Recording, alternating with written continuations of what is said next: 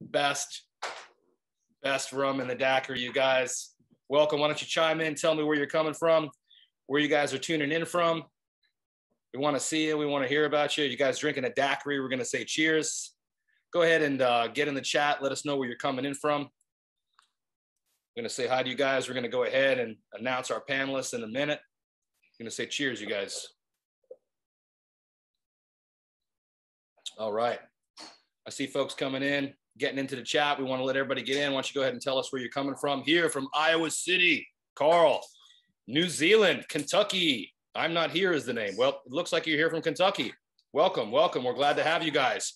Go ahead, chime in the chat. We're just loading up Colorado. Cheers, Colorado. Greenville, South Carolina. Woo! Rochester, New York, South Florida. All right, we got a great national audience coming here, you guys. Fantastic. Go ahead, Virginia Beach, Pennsylvania, DC, Manhattan, New York. Cheers. Boston, Massachusetts, from Canada. Woo! Guys, we are drinking daiquiris tonight. Who's drinking a daiquiri? We're going to get introducing to our panelists tonight. New York City. Who's having a daiquiri? Go ahead and give me a cheers. This is great. Wow, what a great crowd, you guys. We're going to let more folks come in. More people are joining us now. Over here, let the daiquiris flow. Absolutely. So just another minute or two. You guys go ahead and join. We have more people joining us.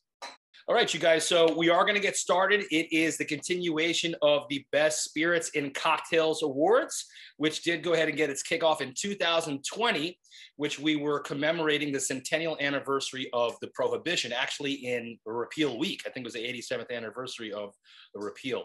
So with that, we went ahead and we did the best whiskey in the old fashioned. You guys can check that out on NYCocktailExpo.com, the winners there. But brings us to this competition we are super, super excited about, you guys. We got some special guests in the background if you can check them out.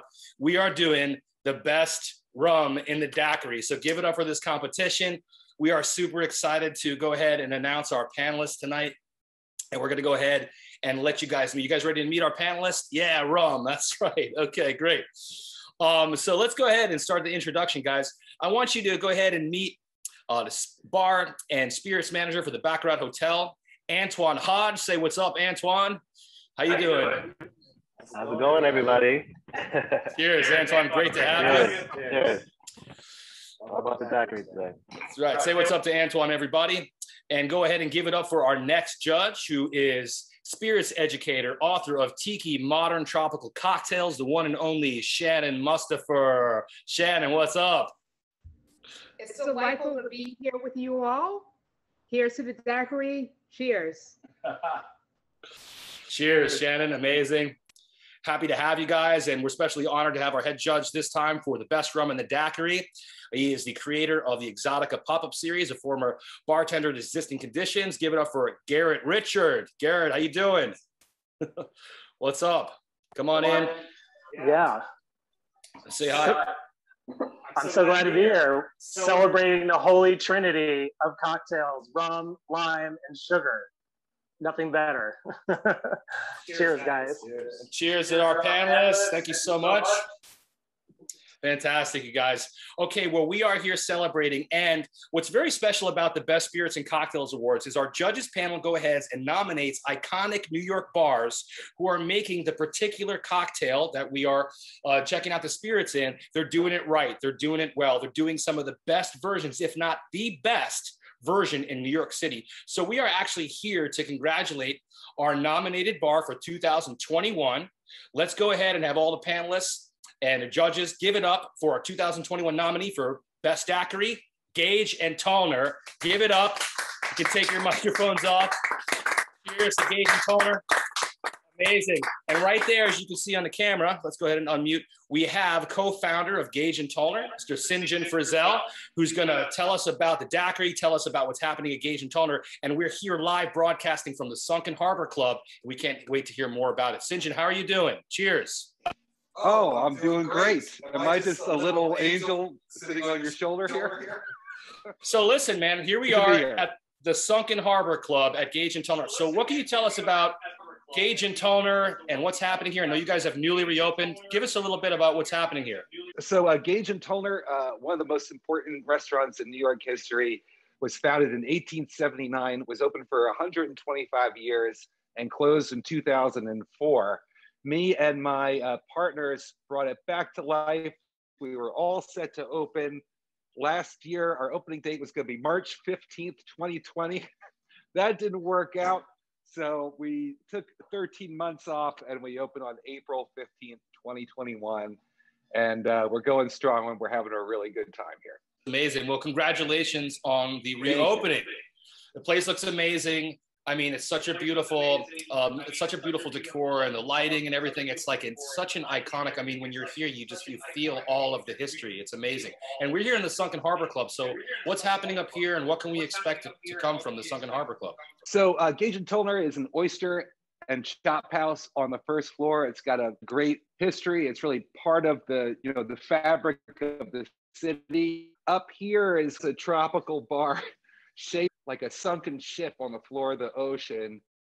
The Sunken Harbor Club, as many of the viewers may know, was a secret society of people that were really into good things to drink. We used to meet up here at some point, and we're just trying to us. So just so you know, St. John has given us the control daiquiri, right? So that is going to be the recipe we're using for all the rounds. So it's going to be same recipe, different rum. You got an apples to apples competition. Everybody got that at home? Judges, we cool with this? Okay. St. John, we want to thank you so much. We're about ready to get started with this competition. Thank you for coming, judges. All right, let's get ready. Let's do it. Cheers. Thank you again. Give it up for St. John, everybody in the chat. All right. I think the judges are having the control daiquiri right now. This is the main daiquiri here. This is our control daiquiri, the house daiquiri. So what are the judges feeling about this daiquiri? Go ahead if you want to chime in. Well, this one is really clean, light, and easy, which is what I look for in a daiquiri. So I'm curious to see how the other rums will perform going forward. Yeah. Antoine, you want to come in? Yeah, I agree. I think it's a great place to start. I taste white rum, possibly, lime juice and sugar, and it's completely balanced. So this is a good place to go from as we taste through the rest of the daiquiris through this recipe. I think it's pretty balanced, and it's going to be a good standard for us to go by. Excellent. Thank you so much. Garret, you want to tell us what we think? Yeah, I think we were talking about how the daiquiri is a really simple drink, but I think there's kind of devil in the details. When making a daiquiri at home, I think there's a big difference between a daiquiri that has lime juice that is not strained and lime juice that's been through like a fine tea strainer. The Cubans tended to like really finely strain the lime juice, so that's something to think about. Weigh your syrups, people. If you're just like eyeballing it, you're gonna never be able to get the right amount of sweetness. But that's one of the reasons we chose Sunken Harbor, is because they tend to look at every detail of the daiquiri and make that cocktail delicious. So just when you're doing this at home, just like make sure to do those small little things. And good ice. I'm sure everyone on this panel will tell you, have some nice dense ice to shake with, because that will make a huge difference in your daiquiri. Wonderful. Okay, thanks so much. We have a question. Why is strained juice better? And is that true? Why is strained juice better? Who would like to take that? Garret, which since you were the last one speaking, I guess since I brought it up, right? Well, I think it depends on the type of daiquiri you're making. Pulp, I think, tends to kind of coat your tongue a little bit more. So if you're somebody that likes it really limey, you may want the pulp. But if you do want to taste the other nuances in your daiquiri, like if you have maybe a very clean white rum where it's a little bit more subtle, the notes in it, you may want to strain your lime juice. If you have something that's over the top, you may not want to strain your lime juice. And then if you have multiple ingredients, it makes it a little harder to taste the other ingredients going on in a drink if you have super pulpy lime juice. That's just what my experience I found in going from places that do it to places that don't strain it. And we're going to check out the first round coming out right now, you guys. It's a blind tasting, so nobody knows what the brands are. Nobody knows what rum it is. As we get our technical stuff, you can hear it being shaken in the background right now. I think we're very excited about our first round and seeing what that's going to be. Well, to chime in and to piggyback in anticipation about what we're about to taste going forward, you know, Garret makes an excellent point in that, you know, at least as a litmus test, if you have strained lime juice going into the daiquiri, that gives you an opportunity to assess two things that I think are really important. A, the quality of the ratios in the drink, and that is a testament to the skill of the bartender rendering that drink for you. Also, that will allow you to have more transparency into how the rum performs in the cocktail in the end. So there's no right or wrong answer to pulp or no pulp, but when we're coming from the perspective of assessing the quality of a rum or a bartender, I think if you take the pulp out of the scenario, it makes it easier to make a call into what works and what doesn't work so much. That's just me.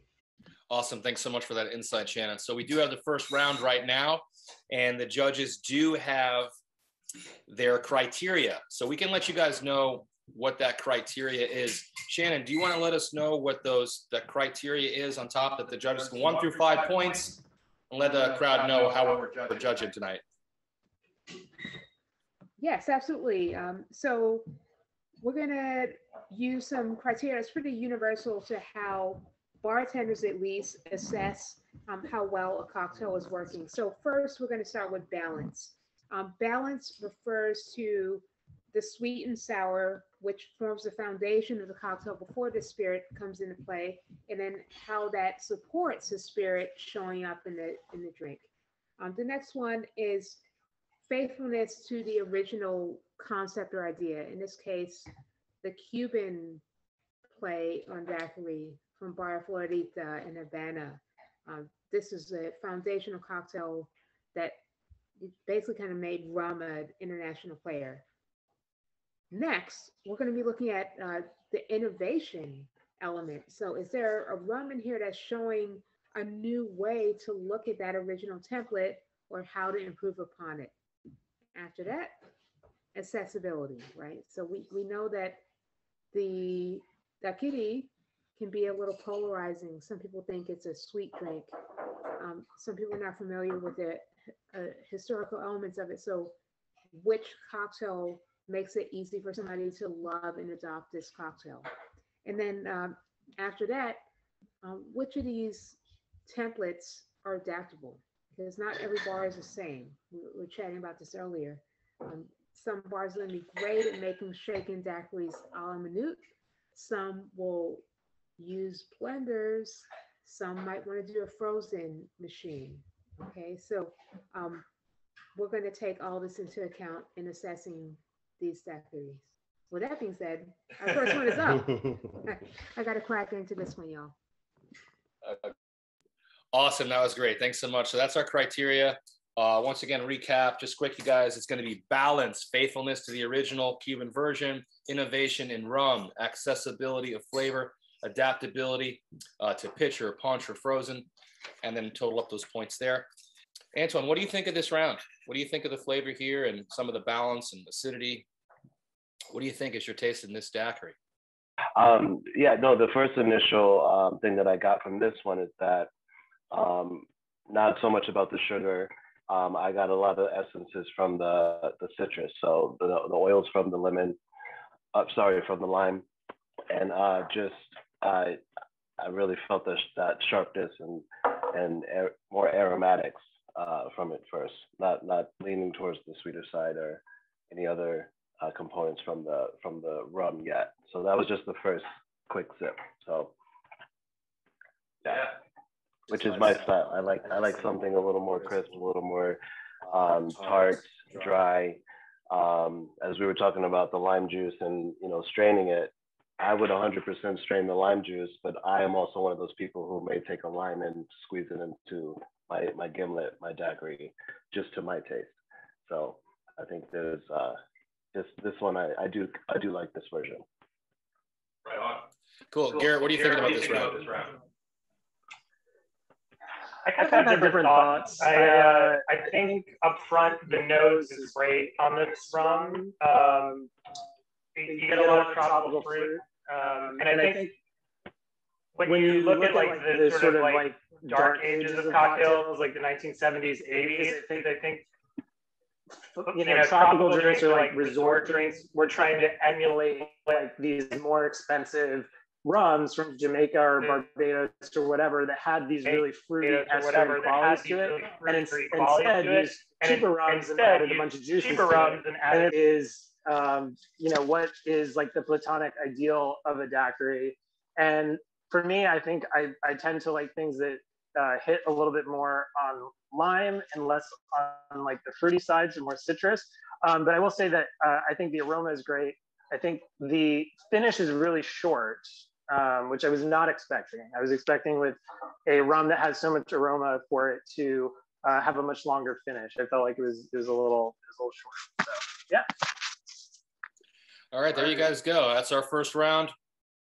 Round B for the judges. And once again, guys, the rums are going to be revealed at the end. This is a blind tasting. There's no bias. This is a pure blind tasting. So we are going to reveal all the rums at the end, and it's going to be bronze, silver, and gold awards. And then we will get to see all of the honorable mentions and runners up as well. So yeah, we're going to keep doing this. So we are ready for our next round. We're doing okay so far, you guys. Are you guys still having a daiquiri at home? What kind of rum are you guys using in your daiquiris at home? All right, we got Denizen White Rum, Plantation 5-year for Mike, Cana Brava for Robert, Rum JM, VSOP. Okay, 10 to 1. All right, Dorley's. We got rum in the house. We got rum. Woo, rum for your life. Bacardi Premium, Havana Club 7. All right. Yeah, guys. Okay, this is a great night for rum. So we're having a good time hanging out here at the Sunken Harbor Club. Let's see. I mean, what are some of your guys' favorite variations of the daiquiri? What do you think about a variation of the daiquiri? I mean, what do you think, Shannon? You got any favorite variations? Well, it's easy for me to default to the airmail because I'm very partial to bubbles. And I also think it's very easy and accessible for guests, and you know, in a service or a restaurant setting. There's a really kind of nifty variation on the mojito in the airmail called Documentary that comes from Damon Boatley at Prime Meats, which is a little bit of a mashup there, and you got some kind of muddled mint in the shaker, and I haven't seen it around town too much. I think it's like a kind of hidden treasure. I love that thing. Any daiquiri that kind of takes a rum classic and extrapolates it and makes it more accessible works for me. Antoine, what about you? What about some of the variations of the daiquiri that you enjoy? For me, it's like I said, I like to go on the more tart side, so the Hemingway, so grapefruit all the way, more tart, more dry, or a little bit of bitterness to it. That's my style. I like my palate to want more, so leaving it like, you know, the astringency, a little bit of bitterness from, you know, the grapefruit that comes through. I love that. I love that. I think it goes great with rum too, so it's perfect. That's my favorite variation. We do have another round in front of us. Thanks for chiming in, Antoine. That's great. We'll get with Garrett about some of your favorite variations, but we have another round. So we're going to go into our next round, which is going to be the C round, yeah? Okay. So once again, this is a blind tasting. It's the same recipe. So we have 2 ounces of our rum. You got 3/4 fresh lime juice, simple syrup.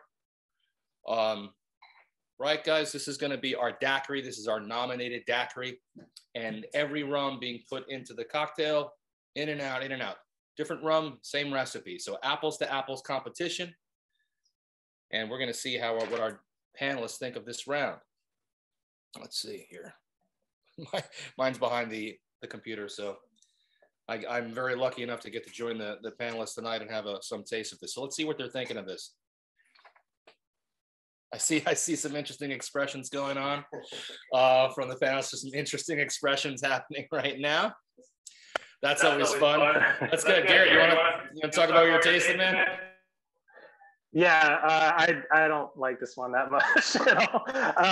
Here's the thing. I think with shaken drinks, it's especially the daiquiri, it's 3 ingredients. If a drink that's 3 ingredients tastes noisy, and the flavors aren't clear, that's a problem. And I don't know, like this looks like this rum has some age to it. And maybe the like an aged rum, maybe it needs like a little more hands off. Maybe it's a rum that's meant more for sipping. But to me, it's just like, I don't taste layers of flavor. I kind of just taste this loud, like, rah! And that's it. So, but maybe this rum is great in the Manhattan. Maybe it's a great rum in an old fashioned. Maybe this is just not the right application for it. Okay. So that laying it out, I mean, yeah, I mean, I expect you guys want to talk to this one. It's a different kind of round, isn't it? So Antoine, you want to let us know what you think? Yeah, this one, for me, the finish is definitely not refreshing. So it has a lingering aftertaste to it that I can't figure out what it is. And I'm not getting any specific tropical fruit or any citrus that I can pinpoint to it. So I don't dislike it, but I do think, like Garret said, that this particular rum would work better in a different cocktail, and it would marry better and have more of a balance. So I think for this one, my score for balance would be probably a little lower than the other last one. All right, thank you, Antoine. Shannon, break it down. All right, what's good? I'm biased towards this style of rum. I think I know what it is, and I want to be pleasantly surprised at the end of the day. It's a rather polarizing flavor profile. I think it's probably a rum that comes from a long fermentation, high ester sort of scenario. And so that's not something that the daiquiri was originally conceived off of, right? So the Bacardi daiquiri was based with this idea of something that was really clean and dry and light. But if you happen to be, a rum freak or a rum fanatic, high ester rums might be your bag. So we are judging the daiquiri according to that original template. This doesn't make that cut, but I like it. I'll just say that. Good. I like that answer. Yeah, great breakdown. That was awesome. So you guys were having a blast already. This is some very cool rounds, even though they're different and there's going to be some different tastes going on and reactions. Still a great combination, right? Good old tropical sour. So we have this rum coming out, and I would like to hear from you guys about, what you're up to, what you guys are doing right now. We're coming out of a very interesting year, heading into the middle of 2021 and seeing some changes going on. So I'd love to hear what you guys are up to.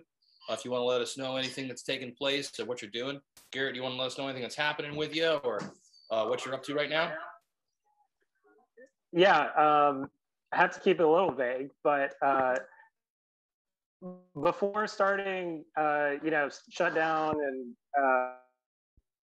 working in 2019, I was doing a lot of work where, 2 days a week I'm doing tropical drinks and, all the stuff that we're talking about tonight. And then my day job was working at between sort of classic tropical drinks and sort of modernist thinking and taking a sort of retrospective look at history and saying, what works, what doesn't, and how can we take things like the daiquiri or the Mai Tai and take them into 2021 and beyond that. So I'm trying to combine my two previous affairs into one. Sounds great. Cool. So how can everybody follow you? Can they follow you and see what you're up to, like Instagram or? Yeah, on Instagram, a lot of what I'm kind of preparing for is on there. So the Instagram handle is Garret, Garret, J Richard on Instagram, and I'm posting recipes all the time.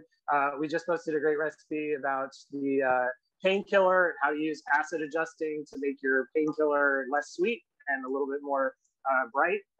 So yeah, keep a lookout for some new stuff on Yeah, you're definitely a great person to follow for tips, tricks, modifying, bringing cocktails to new levels. And I like what you're saying about the painkiller, making it not too sweet. And that's one of my favorite drinks. So I'm gonna have to pick your brain a little bit, brother. Thank you so much. Cool. So how are we doing on this round?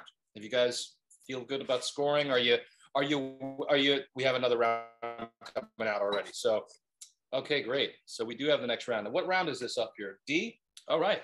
These are flying out. How's everybody doing at home? You guys having a good time? You enjoying the show here? We're having a great time at the Sunken Harbor Club here in Brooklyn, New York. We're so glad you guys could join us. So our next round is coming up. I can't wait to see what brands these are, what rums these are. Right on. So hopefully, have anybody heard of New York Cocktail Expo before? Hopefully you've been with us before. Maybe you've attended the event. Maybe you've attended a webinar, or you've come to a tasting. We've got some very cool stuff coming up. Actually, the New York Cocktail Expo actually began in 2015, putting a spotlight on bars in New York. And right now we are headed back to doing tastings and other events.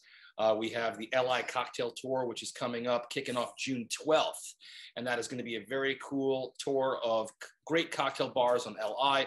And when you are dining, you're going to get a complimentary cocktail and a spirit tasting. You can taste cocktails that are being submitted for Best Cocktail of the Year. So if you want some information about that, hit me up at nycocktailexpo@gmail.com.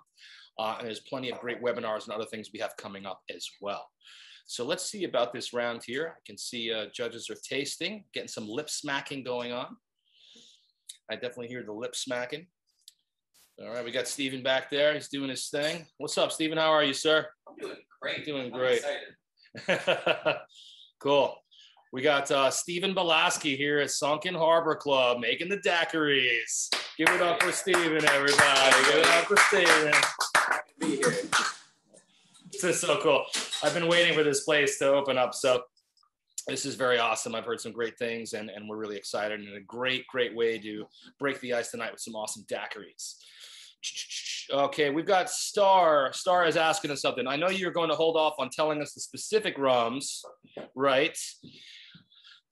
But can you give us some sense of whether these are rums you might be able to find, or are these good luck unless you are a collector kind of rums?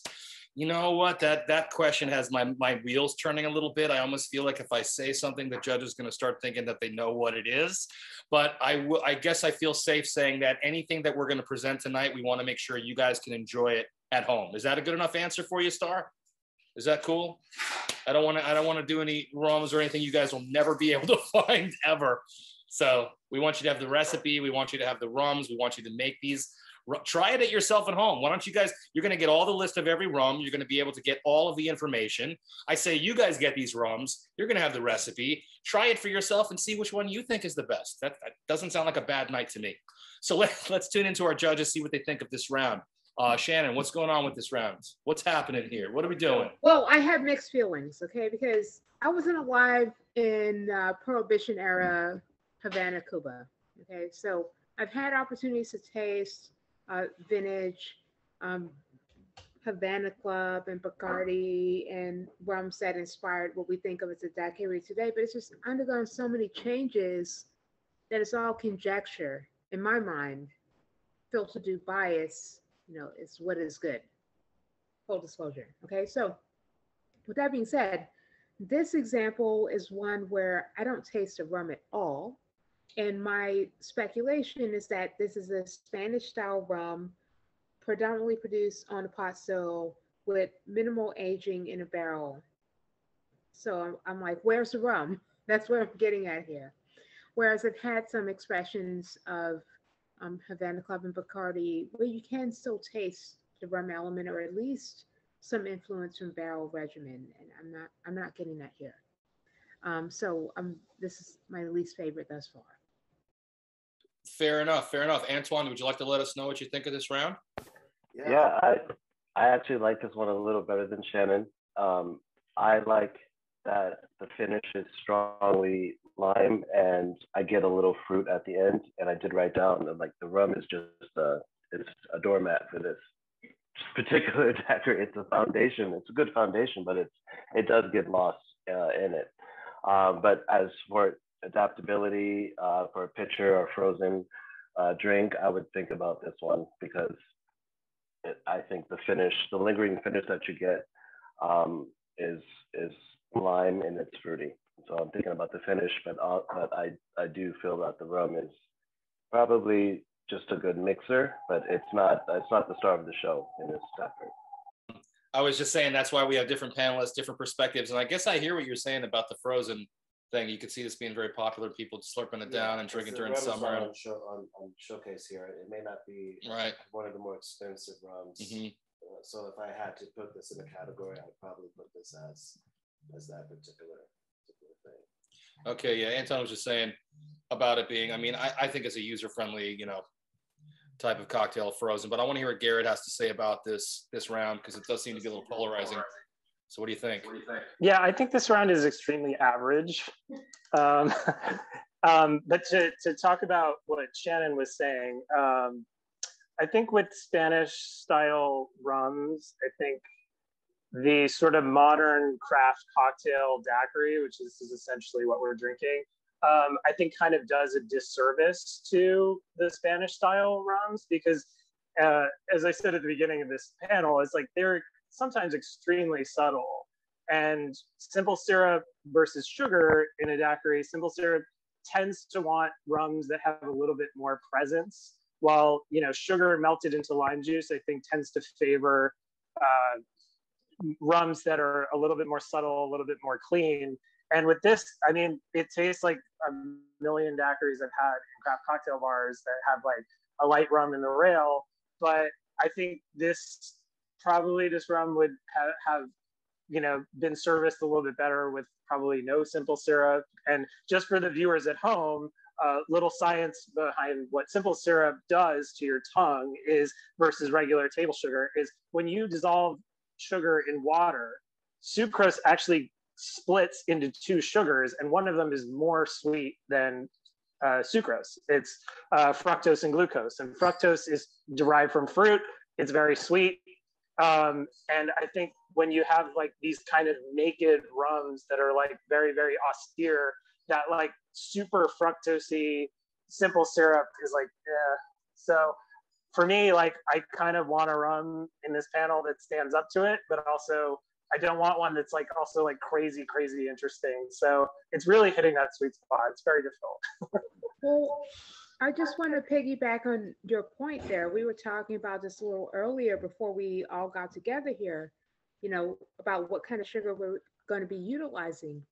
And we might delve into this a little further, but, when I opened a bar at Gladys 6 years ago, I would use grain sugar and dissolve our lime a la minute to avoid that issue that you highlighted in regards to what can happen to mute, the good qualities of the rums that we want to highlight in our daiquiri shaken and served up.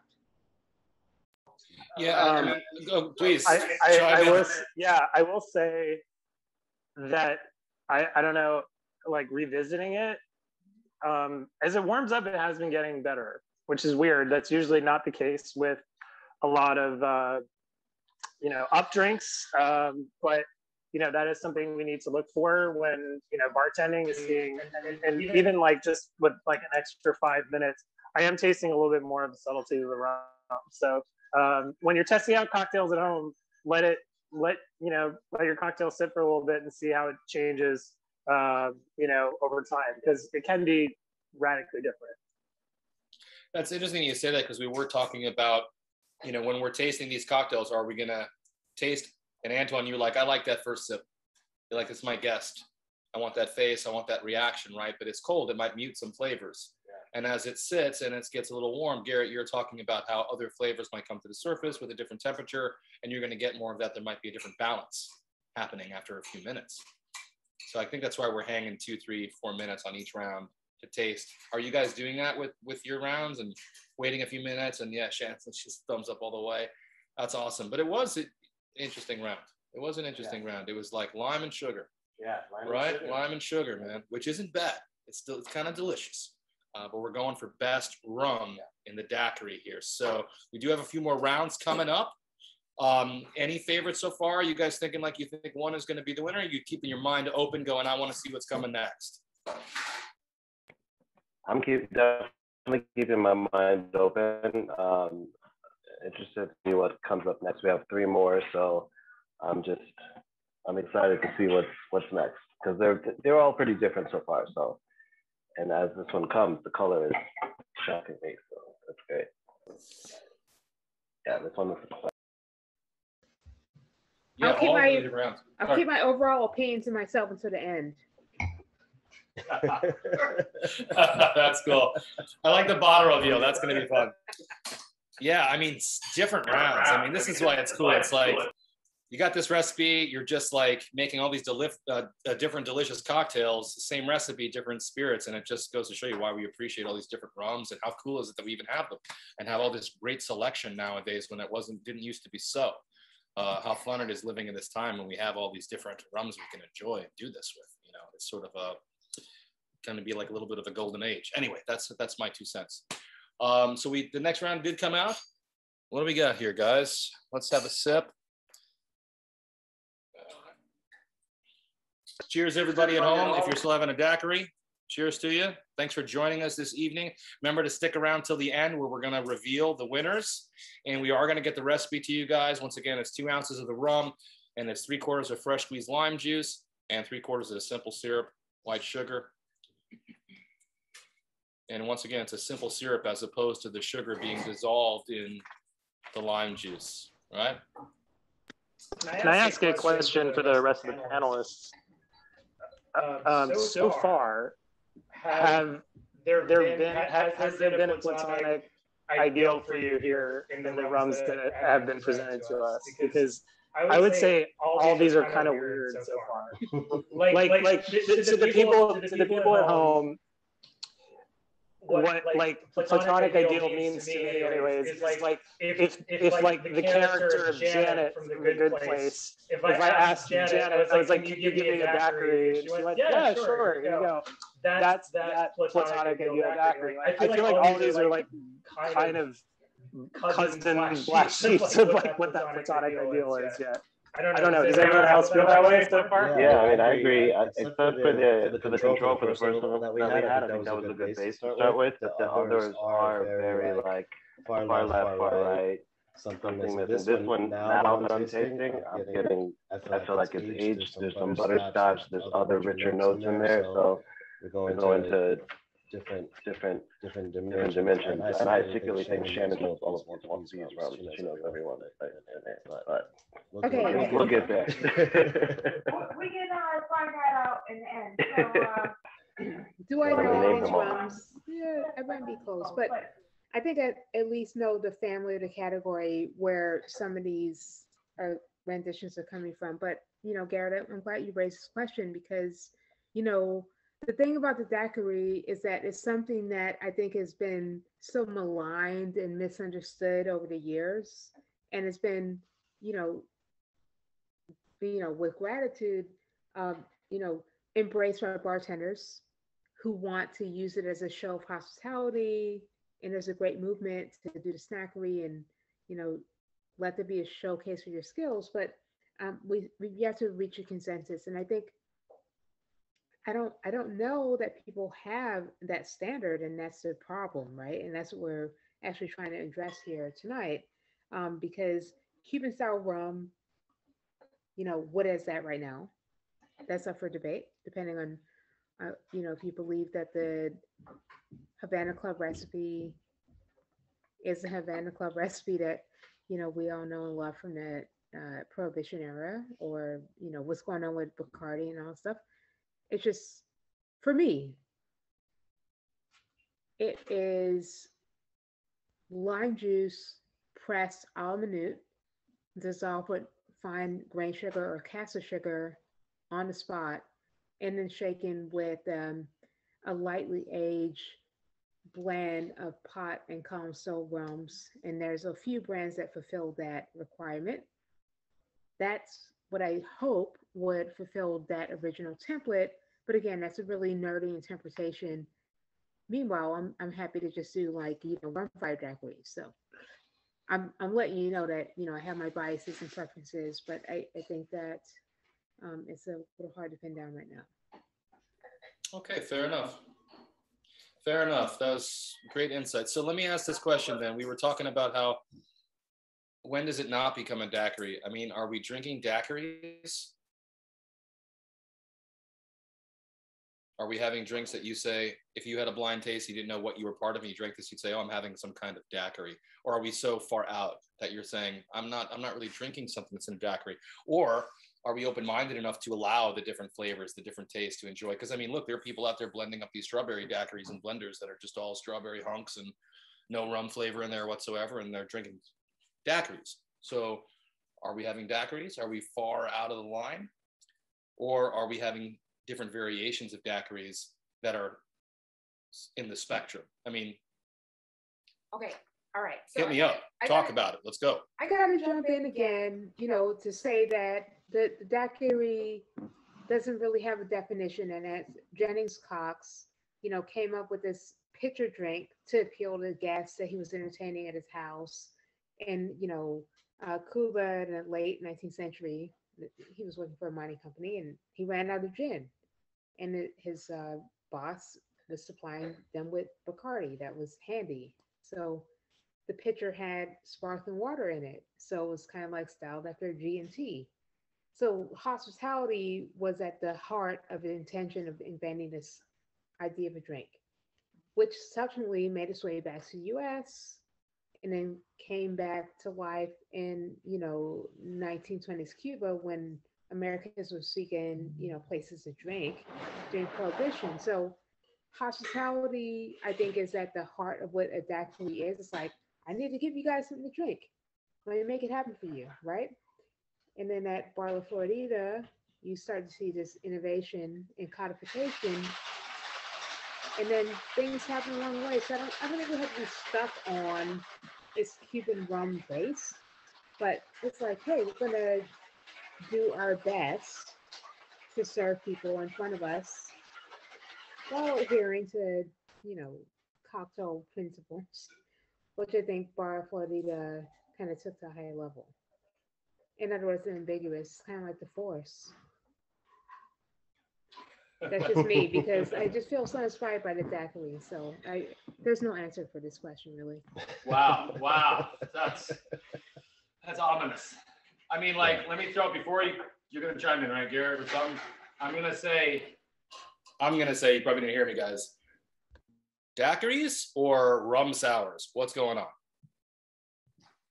That's what I'm throwing at you. Ew. I know, because are we having daiquiris or are we doing rum sours? No, daiquiris to me are defined by the presence of lime juice. Like, there is one bar apparently in the world that makes them without it, which is Harry's New York bar in Europe. And I'm sorry, no. No, but let's explain why. We could just say that's bad, but there's a significant difference between the makeup of what a lemon is and what a lime is. And they're actually both the same amount of acidity. They're just two different types of acidity. So just for the people at home, lemons are 6% acidic, limes are also the same amount, but lemons are just citric acid. Citric acid is like super clean acidity. I mean, we all know what a lemon tastes like, right? Limes are basically 4 parts, like, 4 parts of citric acid and then 2 parts of malic acid. And malic acid is when you bite into like a super, super tart Granny Smith apple, that's malic acid. And malic acid has this long, lingering punch on the tongue that stays with you. Citric acid doesn't. Citric acid kind of like pops and then it goes away.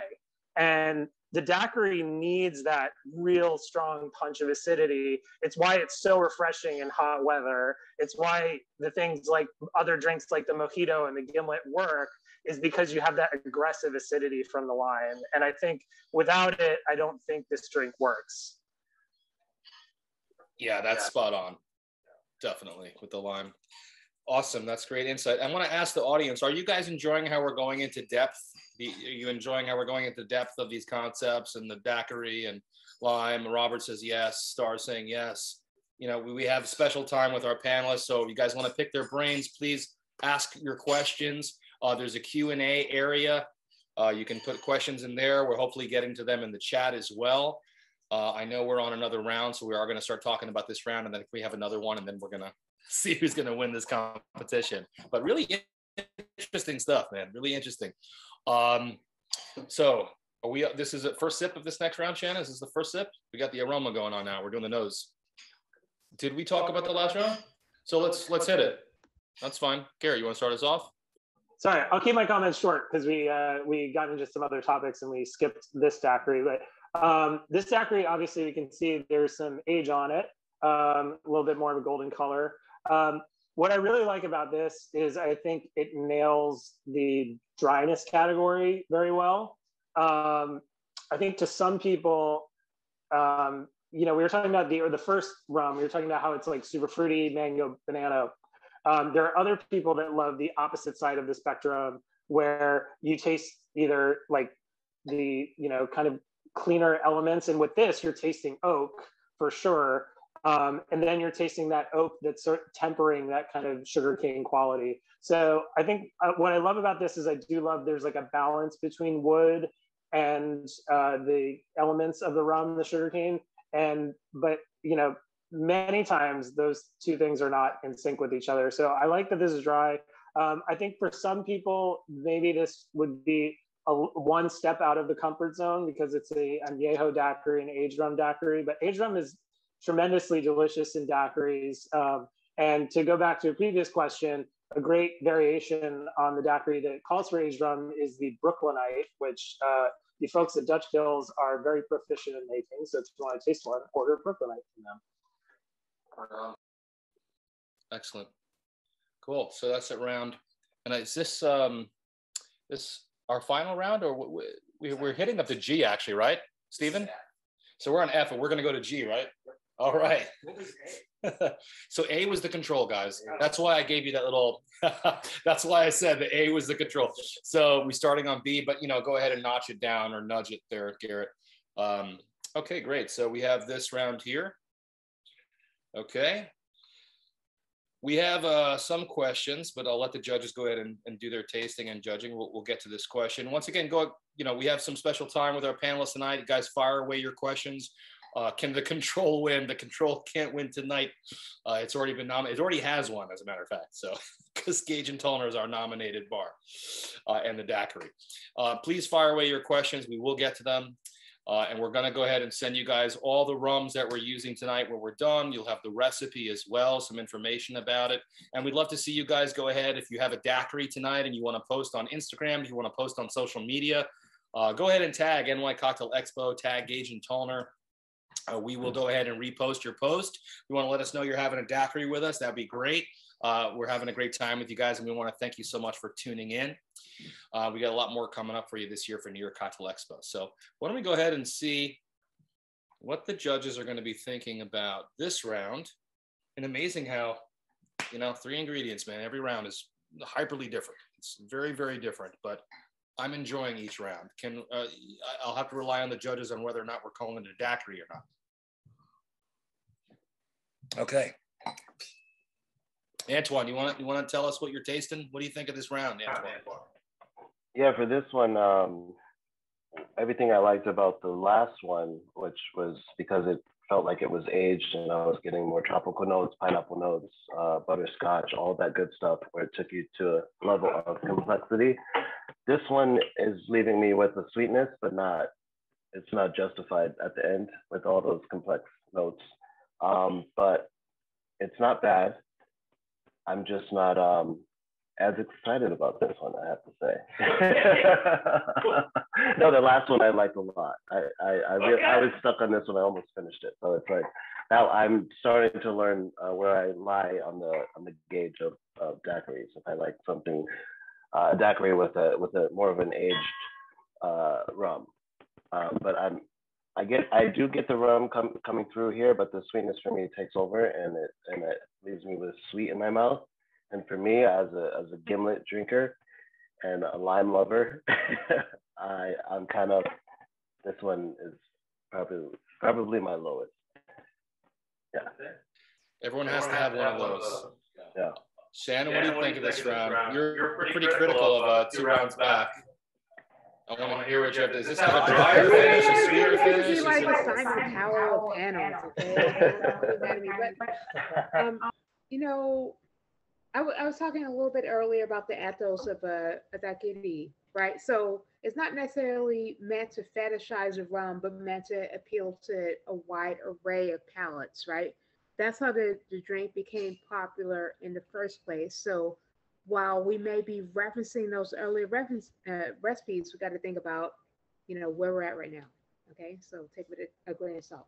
So I wasn't crazy about the last iteration because it was very limey, more for me, but you know, maybe that's more accessible to general populace. At the same time, I don't know that I would be crazy about the rum that's in here on its own, but this comes across to me like my first, and guys, I'm taking this the wrong way, like, you know, my first like you know, whiskey sour or whiskey ginger, something that's very accessible. You know, there's a decent amount of spice in here, a little bit of vanilla. I don't think it's sweet. I think it has a good bit of acidity, easy to adapt to frozen. I just think a very accessible flavor profile. Maybe not something that I would personally want to sip on, but I think it has mass appeal. And I think that's what the daiquiri is built for, is mass appeal. So I got to give it props for that. Yeah, Garret? Tastes like it has like anisette in it or something. Like it tastes like, and I love absinthe. I have a lot of friends that are like lovers and all this stuff, but like I'm just like, what the hell is making this taste like there's like anisette in it? I don't know. And like I'm waiting for it to like sort of flash off. And you know, but like I have to clock it for that because I don't think people are expecting any in a daiquiri unless it's like some weird, you know, tiki version of a daiquiri, which I love those drinks. But like normal daiquiri, yeah, I was not expecting that. I don't know. I could be having a stroke, folks. So who knows? So we're leaving room for innovation, and rum is one of the criteria, right? So I don't think that they did like they rinsed the glass or anything with absinthe. So you're picking something up. Hey, that's why we have all the different judges, man. It has been an interesting competition so far. What do you guys think about this competition? Are you enjoying it? Do you like the apples to apples? Do you think, you know, the whole concept in general? I mean, just for the audience, just so you know, we are doing best rum in the daiquiri. Typically, folks, you're going home, if you're getting a bottle of rum, you're making a daiquiri, you're doing your rum, you're doing your lime, you're doing your sugar, and you're doing it in the ratios very similar to what we're seeing tonight. And that's why we call it best rum in the daiquiri. However, Shannon, you wanted to talk a little bit about how each different rum might need a little different sweetener. It might need a different sugar. It might need different ratios, so that you get the daiquiri you want out of the rum that you're using. Do you think that that's true tonight, or do you think that we're having rums that might not fit the mold? What do you think about that? Because I mean, it's all fair game. Again, like daiquiri means different things to different people. Let's get your sound going. Oh, my bad. I'm not that good at Zoom. So what I'm saying, Matt, is that daiquiri means different things to different people. And from my perspective, again, it came through the lens of learning about Bar La Florida in Havana, you know, Prohibition era, wanting to bring that to my bar at Laddie's, you know, and wanting to, you know, make a case for the quality of rum as a legitimate base for cocktails in a time where there weren't many examples of that, okay? So I think it's a little case by case, to be quite fair and honest. Like, what's the best daiquiri?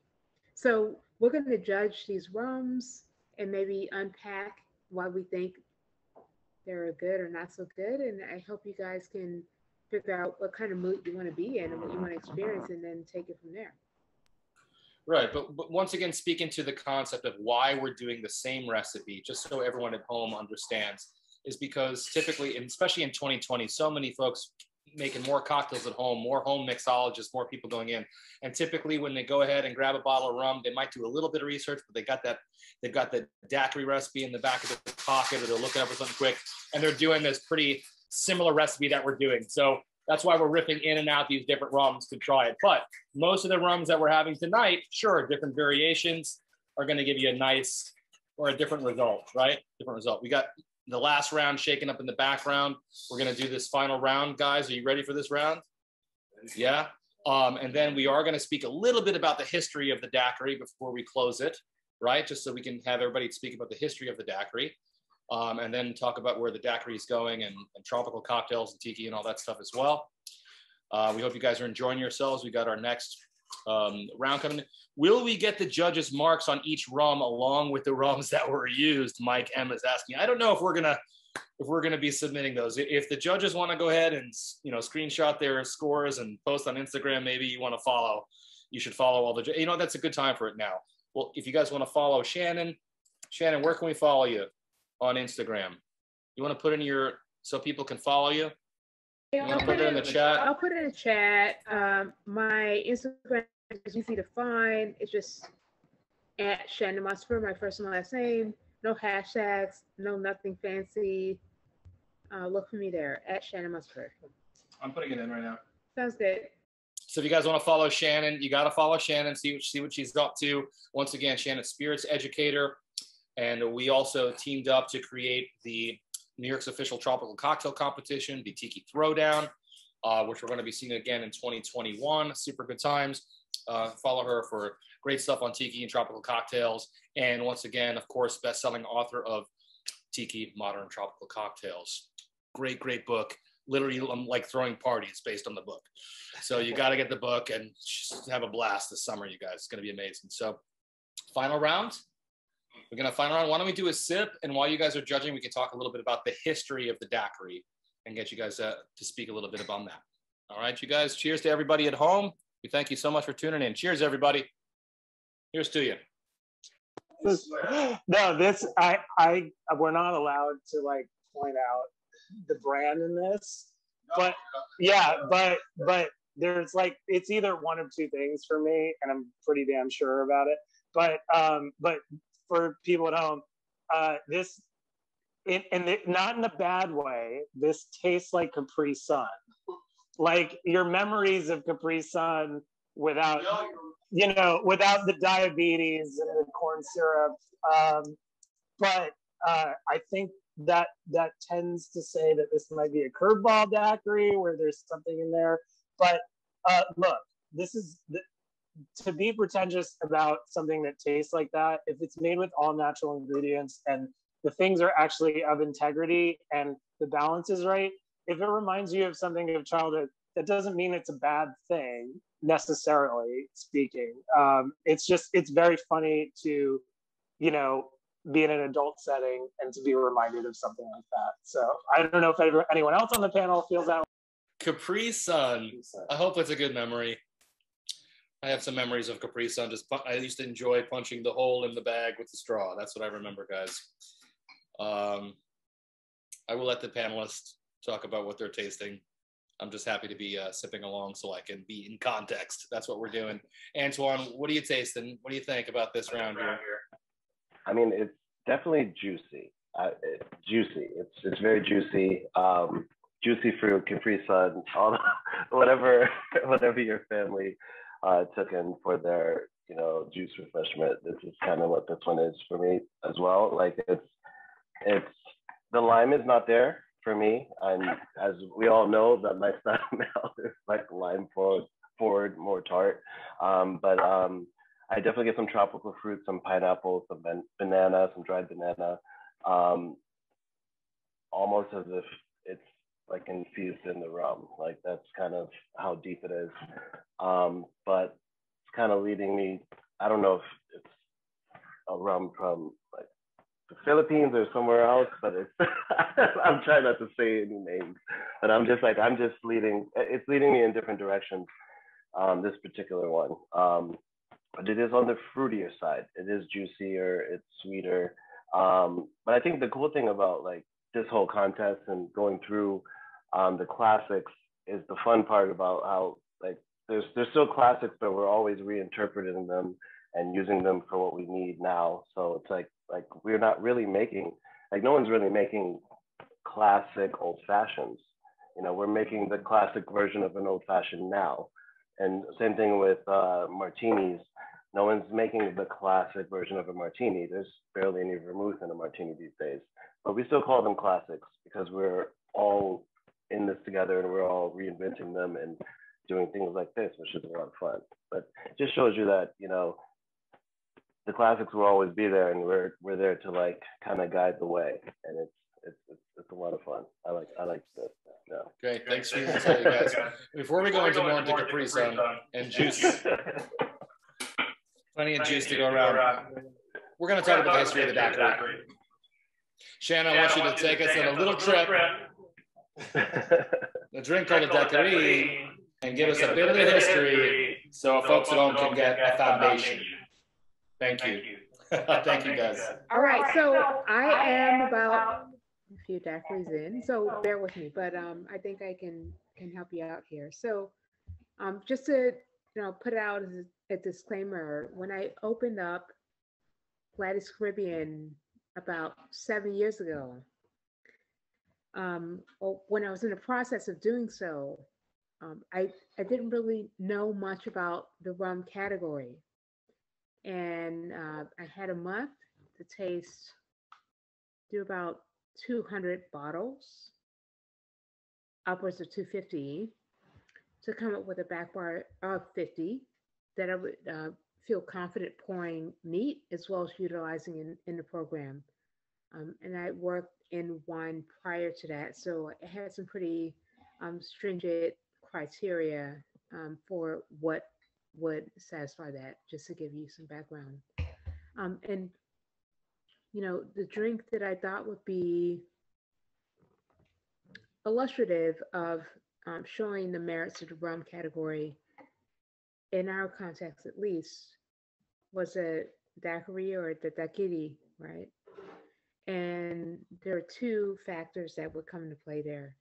One, the quality of the spirit, and two, the methodology that we would employ. In the case of our program, it was using a very old school method of mixing fresh juice that could be squeezed by hand. In the case we use press, like a hand press, and grain sugar on the pickup, a la minute, to let our guests know that no, we're not doing frozen daiquiris, which I know had a bad name at that point. I'm not saying they're bad in general, but the reputation of the drink was not good. So I wanted to avoid that association. And I just need them to see that there's a freshness to that template. Anyway, I feel like I'm digressing. I'm kind of waxing poetic, but I think like I chose the daiquiri as a way to make rum accessible to skeptics. And in that process, I think doors are flung open, not only for myself, but also for my staff and for the guests that came to Gladys. So what does a daiquiri mean to me? I mean, it's evolved over the years. I cling to that template as a litmus test for how bartenders pay attention to detail in regards to sugar and acid. But a lot has changed between now and then in terms of like what kind of rums are available on the market, and the original context of what the daiquiri was kind of built for initially, which is, in my mind, an adaptation of the Canchanchara, which is like a rum toddy or a rum tonic for tourists. So we're not tourists now. We're like, rum fanatics. So what does that mean?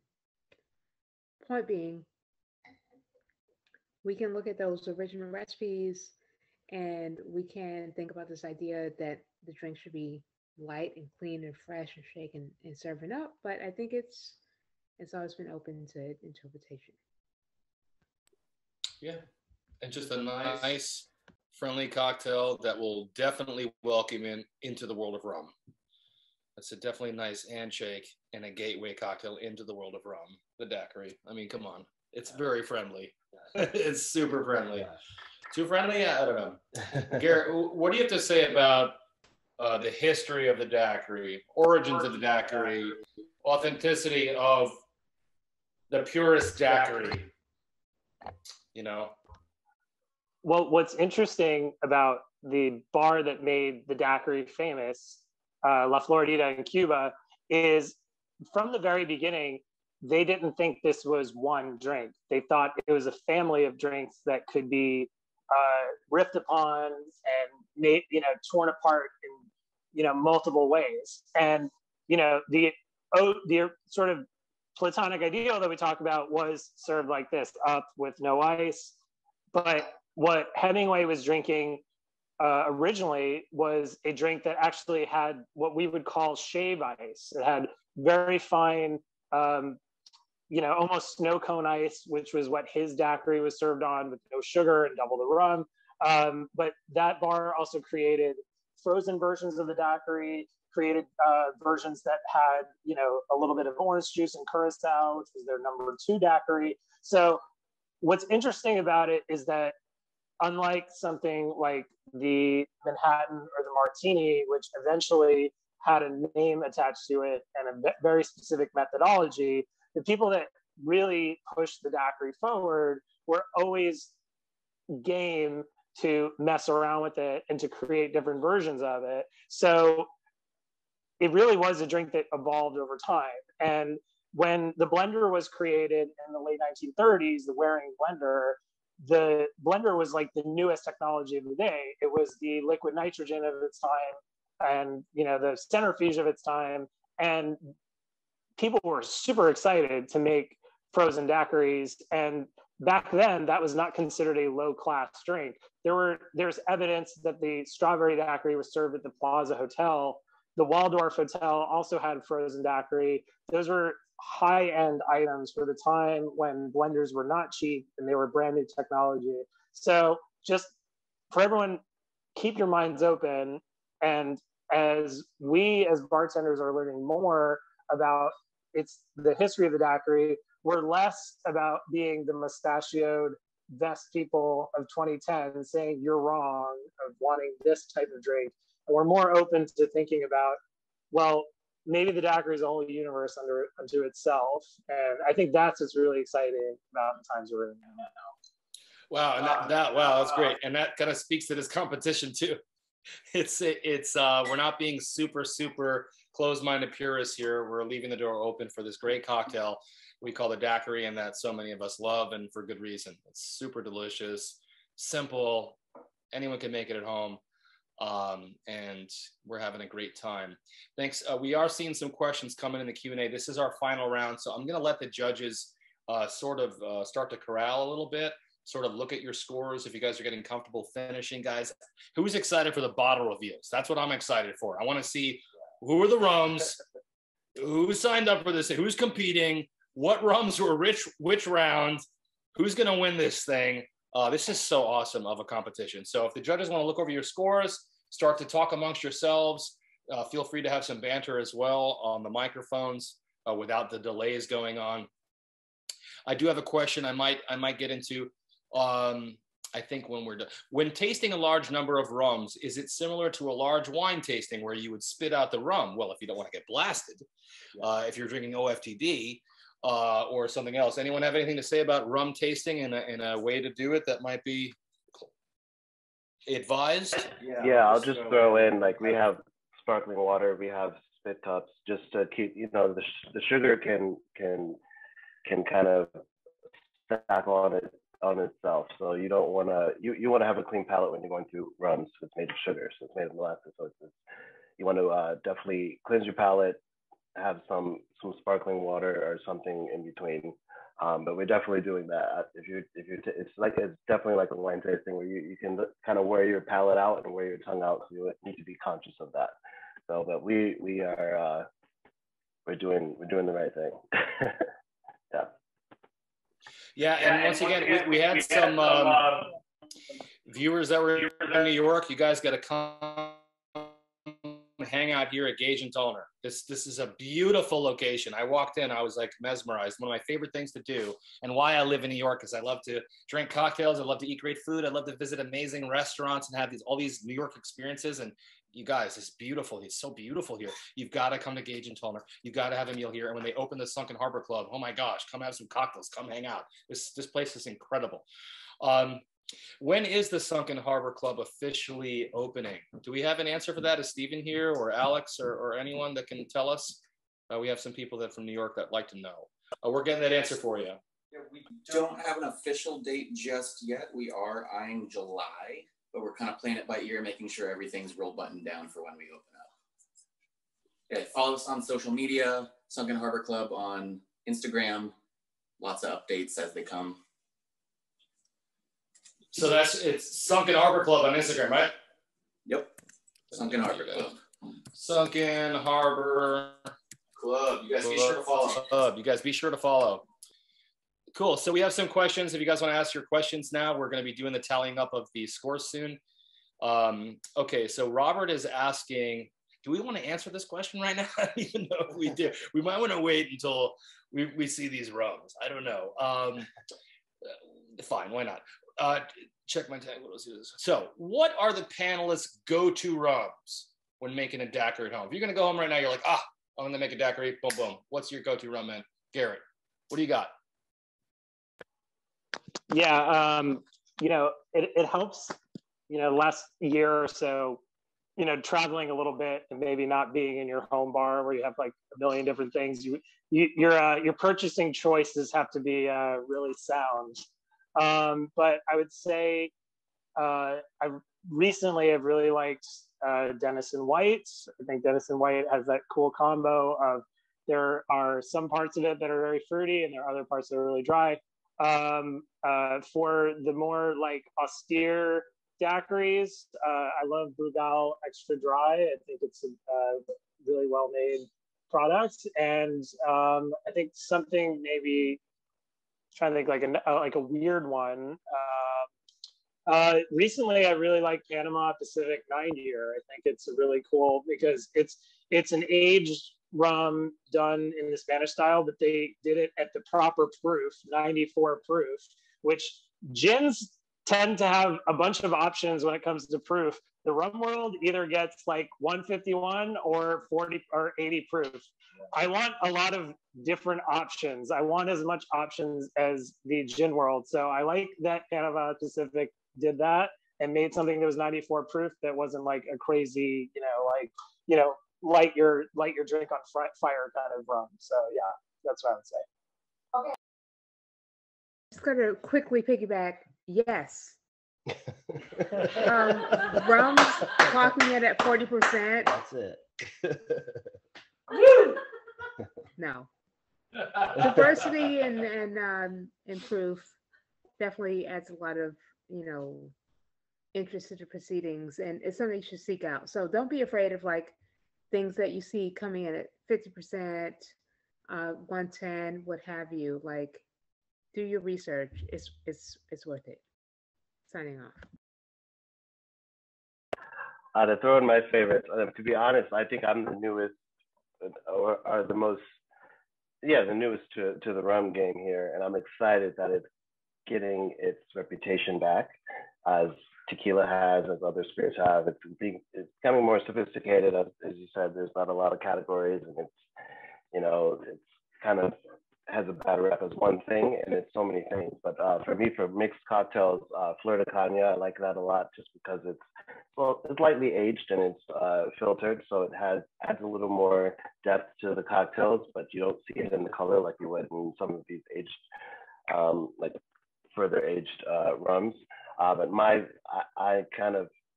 I'm transitioning from Baccarat Hotel into my new role in North Carolina at ILDA in the mountains. So I'm literally going through a weird transition from moving from Harlem to the mountains of Silva. So it's crazy, it's fun. But one of the rums that I like to sip on, that I used to like to sip on at Baccarat, was Appleton 30 Jamaican rum. Like, it's just like, and that's like Baccarat, and now I'm in the mountains, so I'm doing Appleton 12, which is still good. Okay. Okay. Yeah. Sorry. Yeah, no, it's been interesting going from the luxury market and then going, like, I literally live in a cabin, an A-frame red cabin in the woods by myself.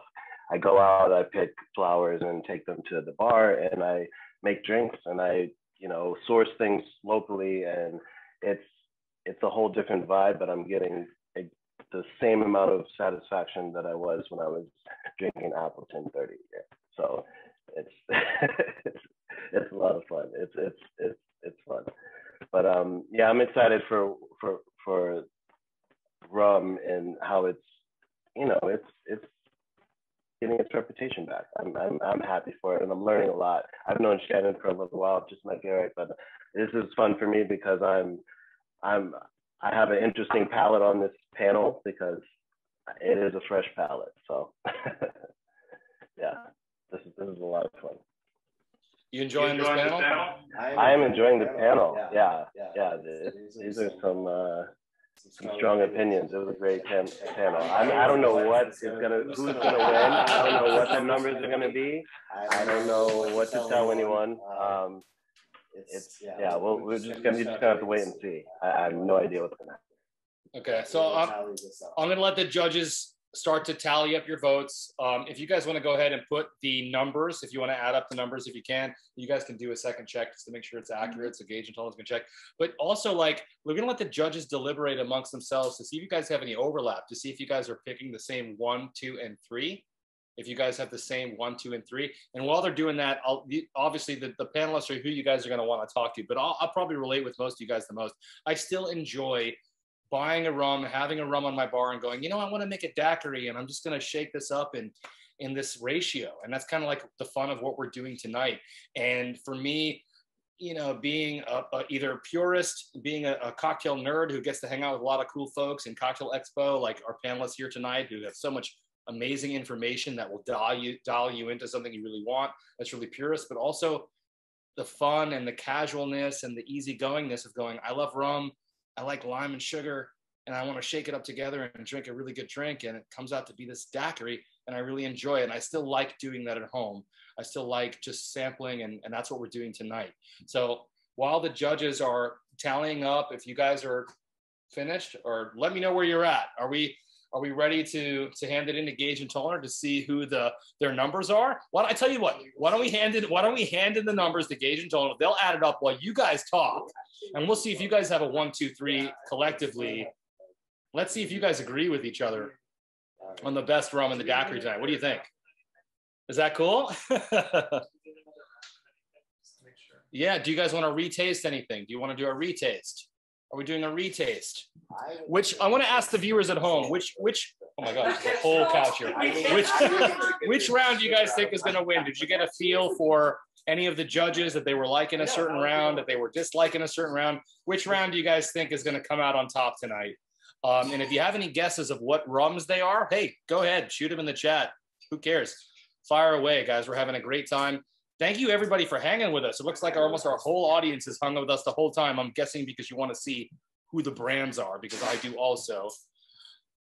So yeah, let's see our chat, guys. Go ahead. If you have any more questions, fire away. We're hanging out at Gage and Tollner. We're at the Sunken Harbor Club. You guys are going to be drinking amazing, cool, tropical and tiki cocktails up here. We got Stephen Belaski on the bar. He's been making us our daiquiris. Guys, give him a what's up and put your hands together at home for him. We're having a great time here. Let's see. Can you guys guess who's the winner going to be? Can you guess? Get the baked Alaska downstairs. That's what Jenny said. Okay, that's a great foodie tip, Jenny. Maybe I'm getting a baked Alaska on the way out. That's great. Goes perfect with our daiquiris. Judges, how are we doing? Do you guys have a consensus? Are you guys in agreement, or are your numbers like all over the place? I have to know. I don't allow myself to be on a panel for any New York Cocktail Expo competitions. I'm not allowed. I get to host. I don't get to do this stuff. What are you guys feeling? Are you in alignment? Is it all over the place? Are there similar numbers going on? The judges are still getting together. We're still all over the place. Garret and I are a little bit closer than I thought, but we're not there yet. We're still calculating. So you guys calculate your totals. We're going to hand it into Alex of Gage and Tollner, who's been so incredible. Alex Pearson of Gage and Tollner, thank you so much. your hands together. Thank you, Antoine, for backing me up. You've been incredible. Not number 2, Cheryl says. Okay, so she remembered number 2.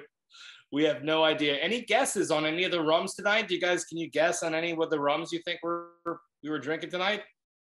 Let's see if anybody pops up in the chat. Go ahead. Any guesses? What do you think? I'm still seeing number 2. Let's see.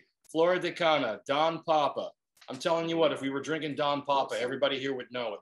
That is layers of flavor. Citrus, vanilla, lime, Don Papa. Is the anise one Bacardi Havana Club? We'll find out. We don't know yet. Denizen, do we know? We're going to find out. Good guess. Bowen says Denizen. Probably because you're thinking daiquiris, right? Right, rum, Bowen? Yep. Why wouldn't you be thinking daiquiris? It's a whole broadcast based on daiquiris. Yeah. Did you have an agricole in there? The judges would have known if there was an agricole, I'm sure. I don't know if we tasted one. Please be a Foursquare rum in there, right? Right on, Max, definitely. Plantation Dark. Ben thinks it's Plantation. Diplomatico. Good guess, Jenny.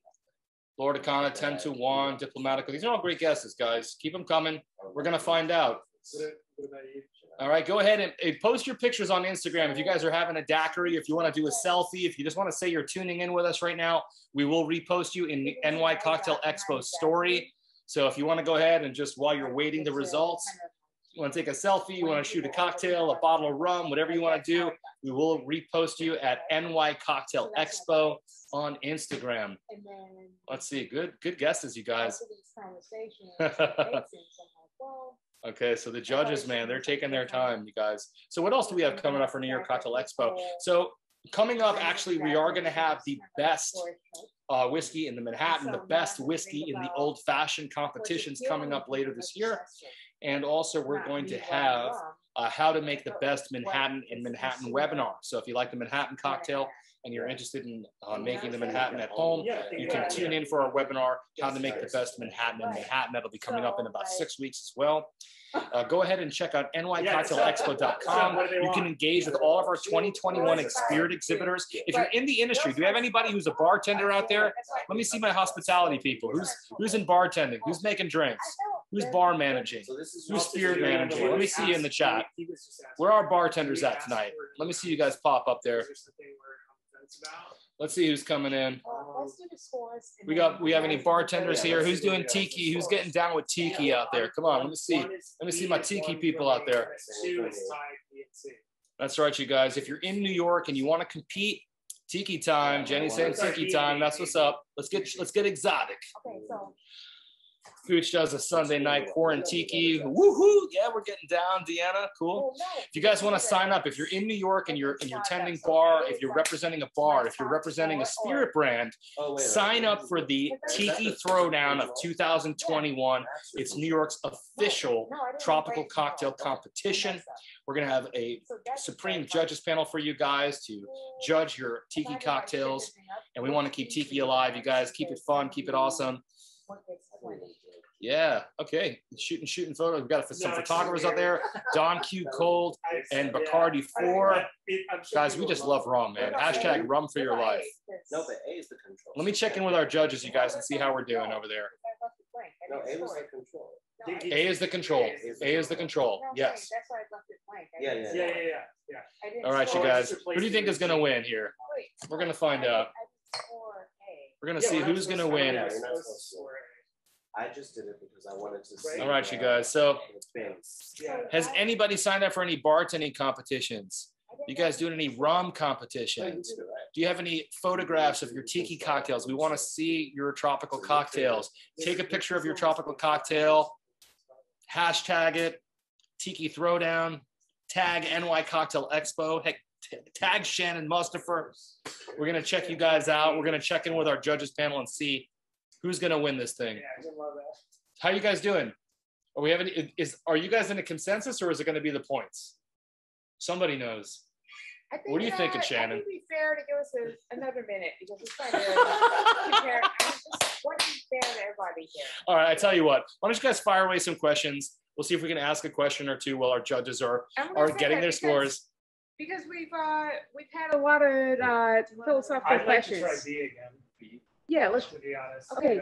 Yeah, I mean, guys, we don't want to keep you hanging, but you know, we've had some philosophical questions about We'll do 3, 2, and then 1. First, third, then second, and then don't show what is first, exactly and then the runners up. what I'll does join it you over there. mean? Cool. And Cool. I think we've all been Thank you, pleasantly Stephen. surprised by that question that came up amongst us. So thank you for being patient. We're going to revisit one of our favorites and we'll be back with you guys very shortly because we're really passionate about this topic. We're really excited and energized, and we want to, you know, share our thoughts with you. So hang tight. Kayla Ferguson goes, chaos, and with a heart, which means like she must be having daiquiris and hanging out and going like, I love being a part of this crowd. This is all chaos. I love this. It's amazing. That's why I said at New York Cocktail Expo, we're laid back. We have fun. We're not stuck up, right? It's about the drinks. So guys, okay, I'm going to give the judges, I got to give you guys about a 30-second countdown until you're ready to turn in your scores. Guys, I'm putting some pressure on the judges, you guys. Are you feeling good about that? Okay, so that means there was no consensus. That means you guys are not, you're not in agreement on your 1, 2, and 3. We're gonna retaste B. You're going to retaste B? Yeah. Okay. And then it'll decide everything. Okay, that's fine. We're retasting B. So on that note, we're going to talk Tiki cocktails. I want everybody in the audience watching right now to give me your favorite Tiki cocktail in the chat right now. Is it a zombie? Is it a painkiller? Come on, hit me up. Is it the lorikeet? Hit me up. You know what I'm talking about, that lorikeet. You know what I'm talking about. Come on, the painkiller. Oh, yeah, you got to tell us how to make that painkiller less sweet, bro. We got people want to know. Puka punch, tea punch, hit me, the zombie. 3 dots in a dash. Come on now. Let's go Tiki, baby. You guys love Tiki or what? The zombie. Yes, of course. Okay, we're retasting one of the rounds of B. Come on, guys, hit me with your favorite Tiki cocktail. Who's got something really obscure for me? Who's got an obscure Tiki cocktail? Who's got a forgotten Tiki cocktail? The Jet Pilot, very cool. Jungle Bird all day. You know, Antoine, you know. Scorpion Bowl, hit me. The Saturn. Yes, yes. Let's go Gin Tiki. Let's get down. Okay, so we're doing Martinique Swizzle. Yes, yes. Okay, so we're Robert, tasting, what's up? tasting B again, right? Guys, we're tasting B again. If you have a daiquiri, I want you to go ahead and taste it again. Guys, this is for everybody watching. We love you. We thank you. We're having a great time with you. You guys have stayed dark and stormy. Hey, okay. Yeah, that's right. What's up? Dark and stormy. The Pearl Diver. Yes. I feel like you better. Come on, the Pearl Diver. We love the Pearl Diver. It's all about that glassware. Yeah. You guys, man, we love the good Tiki vessel. We love the Tiki vessel, right? Tiki, keep Tiki fun, you guys. Keep Missionary's Downfall. Yes. Yeah. Yeah, This B is my is killing score. it. B is killing it. Bill is killing it for you? Yeah, You're still on B. I'm still on B. Okay. All right. Yeah, All right. So, yeah. I mean, all right. Rum Room with the Missionary's Downfall. Great. All right. So the reason why I'm behind B is that it's very tart and clean. okay. I don't know what it's like 5 minutes from now, full disclosure, but it's very satisfying on the first sip. And that can be seductive That's and, what I mentioned, yeah. and not, it kind of like misleading in some cases, but it comports with my original score. So, to me, yeah. You want to talk to it, bro? Turn your mic, Antoine. Yeah.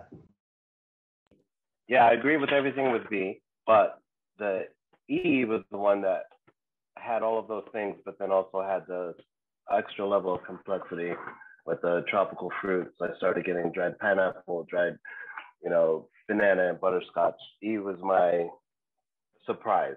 So I'm picking E as my number 1, I think. I'm sticking with E after tasting B again. I'm gonna stick with E. You're sticking with E. E, yeah. So you're E. I'm shopping myself, yeah, E. because Correct? she's sticking with B, yeah, But that's number 1. yeah. All right, we're going gold, silver, bronze. Okay, so we're Pick three. Top 1, 2, and 3. Right on? Yeah, just someone else. Yeah, I like surprisingly E as well. But here's the thing, E is second place for me. I like B a lot. I just think it's a little too fruity for like a normal daiquiri. I think it's like the second or third daiquiri you give to somebody at their bar when they're like, oh, I like this drink. Here's the thing, E is a little non-traditional because it's an aged rum. To me, it seems like it's an aged Spanish rum. Obviously, the normal daiquiri, you're gonna get white rum, but maybe because this is a simple syrup daiquiri, maybe that extra age kind of plays against the kind of sweeter elements of the simple syrup. So that may be why E came out on top. Wow. I love it when there isn't a consensus, you guys. Really quick question. Anybody's mic? Okay. Daiquiri, coupe glass always, or Nicanora, or what else? Anything else? Daiquiri served in a coupe? What else would you serve it in? Real quick. Chill your glass. I say the coupe should get the aroma of the lime, which I think is good. And also whatever rum you happen to be using, if it has those elements, for me, it's about the aroma. Okay, so the coupe glass for the aroma. It's a nice design to get the aroma of the daiquiri. Who said Nicanora is fine? Max Chestnut. This is our audience member, folks. You do, right? You like a Nicanora for the daiquiri? Yeah. You do? I do. It's classy. It's nice. You still have that circular design, the circumference. You still get the nose of the lime, it can work. right? It's cool. It's fine. Okay, so you got the coupe and the Nicanora glass for the daiquiri, you guys. I like the Nicanora. I love the coupe glass. I don't like if it's that 9-ounce or big guy, that coupe glass. I like the small. Anyway, you guys are asking the right questions. So are you ready to turn in your scores to Gage and Tollner? Because no? We are requesting. So two of us like E. So I think due diligence, we should probably try E one more time. Especially because it's probably a weirder choice for this. And the order has gone in at the bar. These guys are remarkably efficient. So when you come down here, right. Yeah, You're right. We wanted drinks that were identical. We wanted to be apples to apples, and the Sunken Harbor Club is doing an amazing job. So what I'm going to do is we are going to retaste a couple of cocktails. I can't believe everybody's been hanging with us the whole time. You guys must be getting a great amount of information. For this next round, I'm going to take a little break, but I'm going to let Garret lead us talking a little bit about salt, saline in cocktails. Can you give us a little bit of insight on using saline in a daiquiri and what that's about, how to really bring it to the forefront, all the flavors as a seamless taste? Take it away, Garret. Yeah, so when I was working at Existing Conditions, we were huge advocates for adding salt to cocktails. And that may seem a little weird to people unless they drink the margarita. But salt in a sour style drink like a daiquiri is actually really, really beneficial. Salt kind of helps connect all the layers on your tongue so that you get to taste the bitter elements, the sweet, the sour, the strong, and it just kind of helps your tongue taste layers better. Think about a cucumber versus, that's salted and not salted. Obviously, just adding a pinch of salt to a nice cucumber or tomato, you're going to taste more flavor elements of that fruit in there. And it's the same thing with a cocktail like the daiquiri. What I would advise everyone to do at home is make a simple saline solution, which is 4 parts of water to 1 part of salt, and dose your daiquiri with a little bit of saline, like a couple drops, and then do one without salt and see which one you like better. But the daiquiri, the martini, a lot of these cocktails are vastly improved by salts. And I don't know if anyone has experimented with it yet, but it's a really cool kind of home experiment to see, and it kind of ups your cocktail game. It's just adding a pinch of salt. We just recently did a blind tasting on the Desert Oasis Room podcast with his handle is @PolynesianPop on Instagram, and we did a daiquiri with salt and one without. And it was really cool to taste Adrian, the host, on this cocktail. So we have basically the one that is maybe in the running to win. We have E that just got dropped in front of us. As we said before, E is potentially an aged rum, which would be a little bit of a controversial choice, but we're going to taste it one more time, just do our due diligence, make sure that E is the winner. B, which we just tasted, is also pretty high up there. So we're kind of doing a little bit of comparing and contrasting at this time. Thank you so much. That was great. Glad you spilled in a little bit of the saline comments. Because I mean, like, it's just a touch or two, but it makes a huge difference. Yeah. Yeah. All right, you guys. So we're getting in right now. Is that this rendition is really hitting the criterion of classic cocktail, and that it's really coming in with the sidecar vibe, right? Yeah. That golden age cocktails. Yeah. You know, so you know, there's an element of age on it that you referenced the first time around. So think of like a brandy, an eau de vie, a grape-based spirit, or a cane-based spirit that spends a little time in barrel, has some citrus, some sugar, and I'm just getting that vibe that's like easy for all to enjoy. It's nonpartisan. Whether you like rum or not, you're like, I like the taste of this cocktail. So does that change your vote? Because this is not on your top three. It does change my vote because, again, I think we identified this idea that the daiquiri was meant to appeal to consumer. Yeah. Was meant to make people feel welcome while they're on vacation in Cuba, right? So I got to divorce myself from my mixologist point of view and being like a rum purist and think, where does it meet in the middle between like what people like and what a bartender wants to achieve in terms of balance? Yep. And this is definitely hitting that. That's where I want to be. Just saying. All right.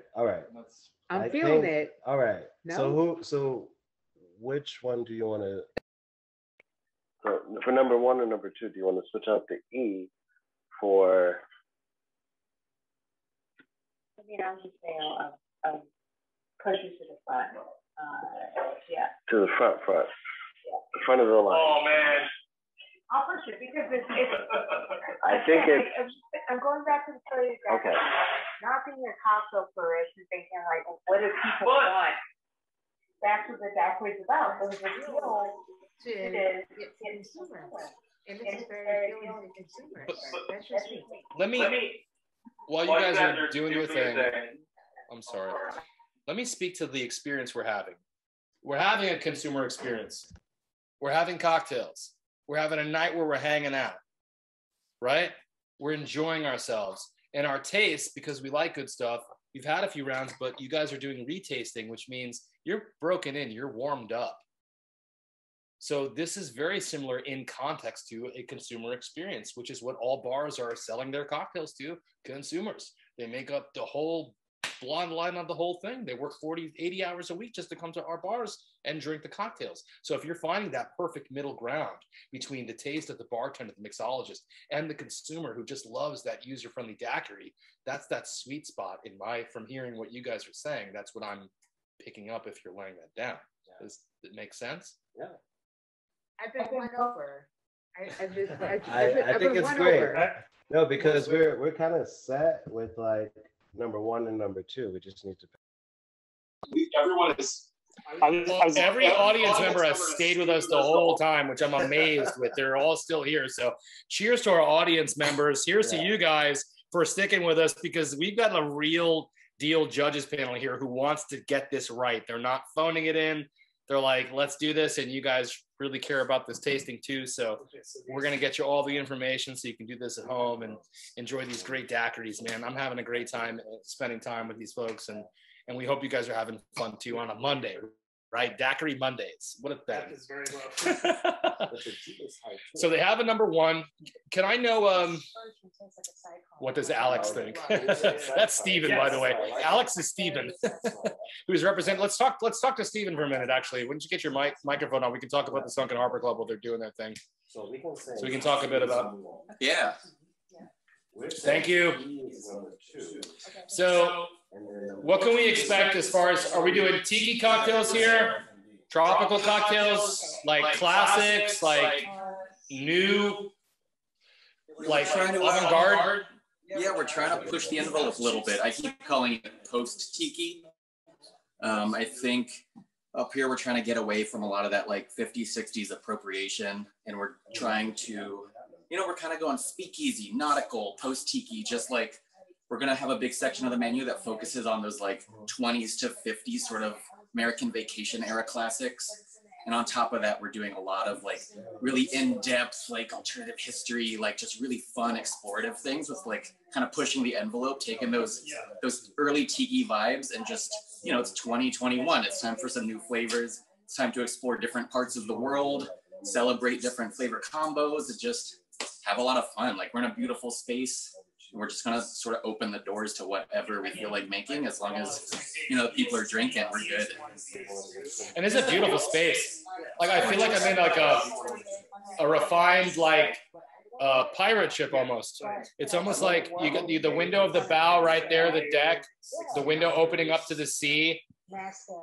It's gorgeous in here. It's so comfortable. It's such a beautiful space. Like I've been waiting for you guys to open. I can't wait to see what you guys are going to come up with. Are you guys going to do communal drinks, scorpion bowls? Yes. So I actually have a few plans right now to start off, because we're still in the times of Corona. I have some really cool ideas for how to do group cocktails safely where everyone's not digging into the same bowl. And then I've got ideas in the works for once we start to open up a bit more. Just get back to those cool like group vibes. Cool. And what brought you to doing tropical or tiki cocktails? Why are you in this vein, and what inspired you, Steven? So I actually got my start in tropical at Fort Defiance. So I was working at Fort Defiance with Sinjin, our wonderful owner here. I was doing the Sunken Harbor Club there. We had a Thursday pop-up every week, new menu every month, just kind of really digging in. And I just found my love of rum there. All things rum, then spilling that over into gin and mezcal, and just kind of what we're going to focus on up here, like really quality rums, gins, brandies, and mezcal, kind of getting away from that like American bourbon palette a little bit.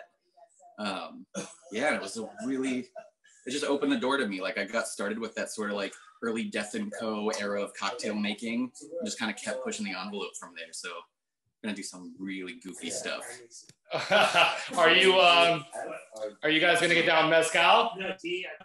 Absolutely. Yeah, I've got some mezcal drinks in the work. I got some like really cool Japanese rums and whiskeys coming in. I'm gonna do some sake-based cocktails, Genever-based, just kind of all over the map. I got Rocky, Ouzo, like it's just everywhere, all over the world. That sounds amazing, man. It's one of my favorite categories. It's delicious. It's exotic. It's fun. That's so great. So, let me ask you, before you did the competition, did you, in your mind, making the daiquiris, have one that you thought the judges were going to pick? Don't have to say it, but did you think like, the judges are going to like this one the best? Yeah. Unmute, sorry. Yeah, I actually had a couple of front runners in my mind, which seemed to be kind of stacking up. I think there is like just sort of that perfect thread to a daiquiri, like what makes a good, like for the masses enjoyable daiquiri. Something that's like familiar and refreshing, but like pushes it just a little bit on the flavor. So I think we've got a couple good representations of that on this competition. Cool. Hey guys, we have Steven here with us for a bit. If you guys want to ask some questions of Steven here at the Sunken Harbor Club, he's right here at your disposal. You want to pick his brain about shaking techniques, different tiki techniques, syrups, anything about what they're doing here, now's the time to ask your questions. The judges panel are finalizing. These guys really took this seriously. I mean, like, you guys really. We got it. They're refreshing. We're gonna really? You picked the first, the 1, 2, and 3? The gold, silver, bronze? Wow, okay. That's amazing. So, yeah, if you guys have some questions for Steven right now here at the Sunken Harbor Club, and you've been here for a while, right? You've been working with Sinja and Jelani for a while? Yeah, I sure have. I got started, you know, a good 6 months before we even really started construction here. Got pulled on, and downstairs was my good friend Jelani's sort of showtime, the Gage Tollner bar, and then I took the upstairs, and it's been a hell of a journey, long year, the last year and change, but so much time to work on ideas and just kind of figure out where we want to go with it. That's awesome. I remember you guys talking about this like 1, 2 years ago, and I'm sitting here now. Very cool. All right, a couple of questions for you, Steve. Once again, everybody here vaccinated here at Gage Tollner. The whole staff's vaccinated, so we're good to go. Question: if you have a preference, Steven, sous vide for syrups, you do that? Worth the effort? Not? Is that part of your repertoire? It is becoming one. We're like working on incorporating some new techniques here, but for the most part, I'm just like in the pot, stew it up, get it below a simmer, and just work a lot with like teas and like spice blends. Yeah, just kind of keep it simple for the moment. That's my preferred way. And I have a silly question for you before we get to our judges, back to our judges. Fascionola, passion fruit forward or Hawaiian punch forward? I don't know. Writing about it. Garrett, are you writing about it? Yeah, I've had to talk about it in articles with like Karen Newman and stuff. Fascionola is like, it's kind of like the child of passion fruit syrup, which, by the way, like, I don't like passion fruit syrup. I like using passion fruit as an acid because I think it's, you know, more interesting that way. I don't think it should be like a sweet element. But quickly, Fascionola was kind of like taken out of like the soda fountains and like, you know, that whole culture. And basically they took passion fruit, kind of divided it into like 3 different syrups, like a gold syrup, which had sort of passion fruit and pineapple and some other fruits, and then a red syrup, which is what everyone talks about, which is what's in the Hurricane, which is like a cherry-ish passion fruit syrup. And then there was even a green, which basically tastes like lime cordial with a little bit of passion fruit in it. A bar that still pours all these syrups is the Tiki Tea in Los Angeles. So if you're over there, good portion of their menu is all Fascionola stuff. So at least my theory. I mean, you know, they might kick me out for saying that. I don't know. So I'm going to ask the big question.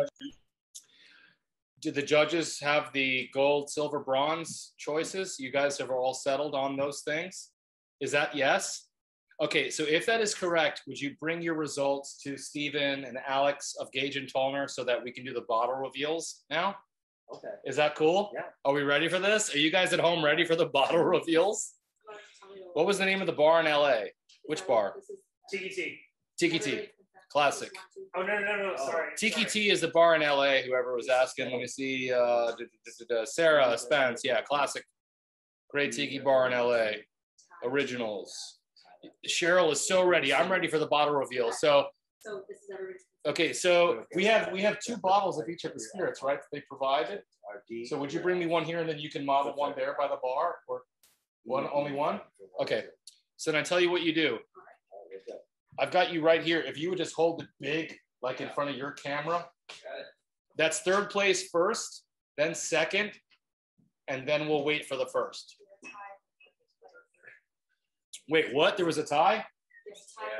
Oh, crap. Guys, there's a tie for 3rd place, you guys. I don't know if we can do that. We can break it. You got to break it. Let's break it. You got to break the tie. We can't have a tie for 3rd place. No, I mean, I love rum. It's fine. I don't know if we can actually do a 3rd place. If you want to go by the number, you got to go by the, if you got the tiebreaker is the numbers, you guys. Okay, so we have a tie for the drama. The drama. Oh, this is better than the Emmys. Controversy. The controversy. Rum for your lives. Rum for your lives. Okay, so 10. This is I don't notice that. E. Cheers. 10, Woo! 17, Guys, we're having a blast. and We're going to find out these winners, man. This is so hilarious. While we're I love the Daiquiri. Okay. while we're tallying third place, should we start to reveal first and second? Say it again. We're starting with third. Oh, What, say it again, Garrett. I was gonna say we're tallying third place, which seems to be the numbers like are tied. Okay. Battle. For third place. But So the numbers third are place we tied. have a consensus on. Second place consensus? Yes. But Third place is tied in the numbers. The numbers are shockingly tied. Okay. Okay, so So for third Who's place. going to be the tiebreaker then? okay, so Where's I St. John? I have a I don't know. I think what we can do That's incredible. one or two things, Guys, all there's right? a tie for third place by the numbers. That's amazing. Then here's how But you're it's- going to do it. I tell you how you're going Oh, to we're do it. gonna flip a coin. You're going to no. Don't flip a coin. If you deliberated and talked amongst yourselves, do you think you'd be able What to are talk the- yourself? yeah, what are the- Deliberate. Deliberate. But we Okay. can still flip a coin anyway. No, But- but that wouldn't be right. But look, New York it Cocktail Expo literally- cannot lead you astray. It's 41 points. Guys, we have a tie for third place.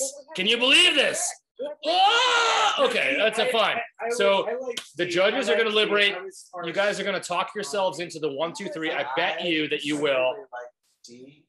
I bet you that you will. I could see D having.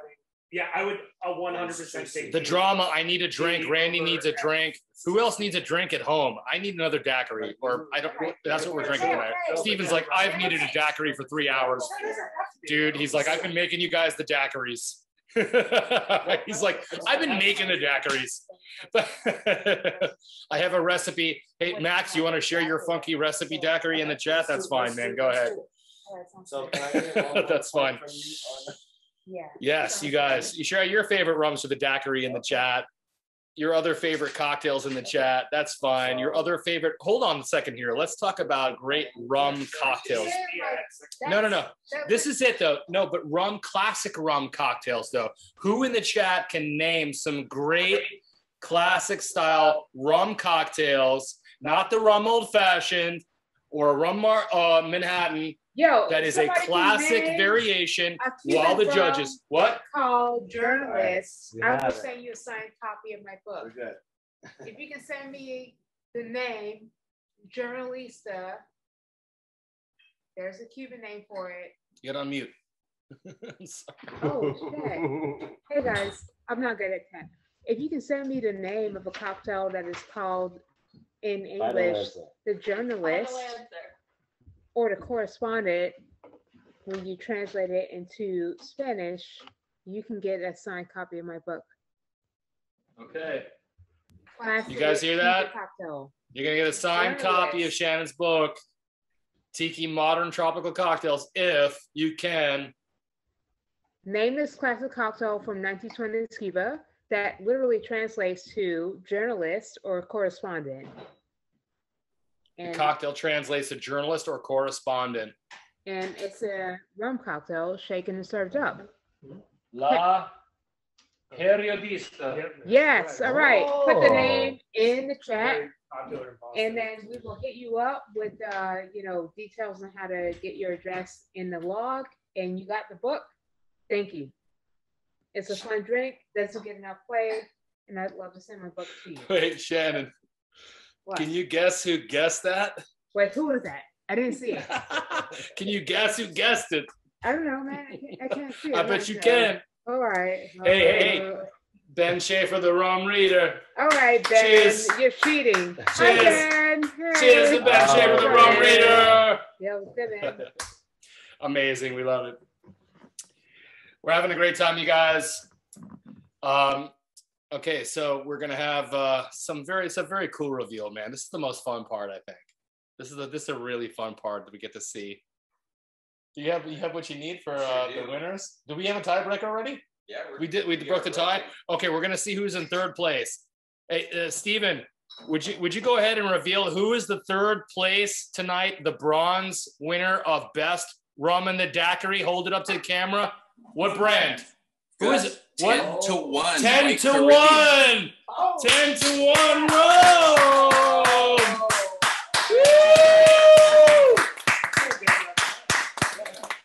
Wow, 10 to 1, you guys. 1 rum, you guys. It's a Caribbean style rum. Speak a little bit to that. It's a Caribbean style rum. Can you talk a bit? One of the founders that, you know, he was inspired by his experience being of a Caribbean American heritage, that he wanted to bring that to the table and make a higher end experience of classic rum cocktails accessible to discerning cocktail consumers. So looks like he got the job done here. So Mark, I'll hit you up soon, and congratulations. Woo! So what letter was that? Of the That round? was D. That was D, which D. was tied with F. It was tied with F. We'll find out who F was We'll later. find out. Right? That's We'll find the out last what it reveal. Yeah. I love this. This is so cool. Okay, so number 2. Who's it? We have Hidden Harbor. Hidden Harbor Rum. Yeah, Hidden Harbor White Rum. Okay, that's great. Same folks that makes Maggie's Farm Rum. Anybody have any experience with Hidden Harbor? Garrett, you want to talk about it? Right before shutdown, I got to guest bartend at Hidden Harbor, and it was such an amazing experience. I love the team that works there. It's a really beautiful space, and the level of hospitality was just fantastic. And yeah, I love that their white rum I actually had to sub in one of my recipes because they couldn't get, you know, whatever rum that I was calling for. And I think their rum made it better, to be honest with you. Yeah, definitely a really solid choice. I love that rum has like a little, I think it's a little higher proof, right? 100 proof white rum, which goes back to what we were talking about earlier. Give us options, people. And Hidden Harbor did that. And if you're anytime you're in Pittsburgh, go visit Hidden Harbor because they have a really cool rotating selection of cocktails and a really great staff. So, yeah. Wow, Hidden Harbor Rum. That's excellent. Congratulations. Maggie's Farm Run, Hidden Harbor Rum. That's fantastic. You guys, wow. I cannot wait for the number 1 reveal here. This is going to be super cool. What about you guys? Enjoy this competition? Did you guys have fun with us? We hope you had a great time. We're going to get, before we reveal the number 1 winner, we're going to give you guys all of the rums. You're going to get the recipe. We hopefully, if we can get you guys any discount codes for any purchases, we certainly will. But let's find out who the panelists thought is going to be the number 1 best rum in the daiquiri for the evening. Stephen, will you give it to us? Here we go. Real Mccoy number 5. Whoa! Real Mccoy number 5. Woo! Foursquare in the house. Barbados. Oh, Barbados. Damn. Okay. Wow. Who wants to talk? Call it Foursquare Rum. Somebody called it. So who wants to speak to the Real Mccoy? Who's got a love affair with the Real Shannon? You want to talk about the Real Mccoy? Come on now. I mean, look. Where would we be without Barbados rum? Not only from a liquid standpoint, but from a mixology standpoint. Okay, so guys, you got to think about it.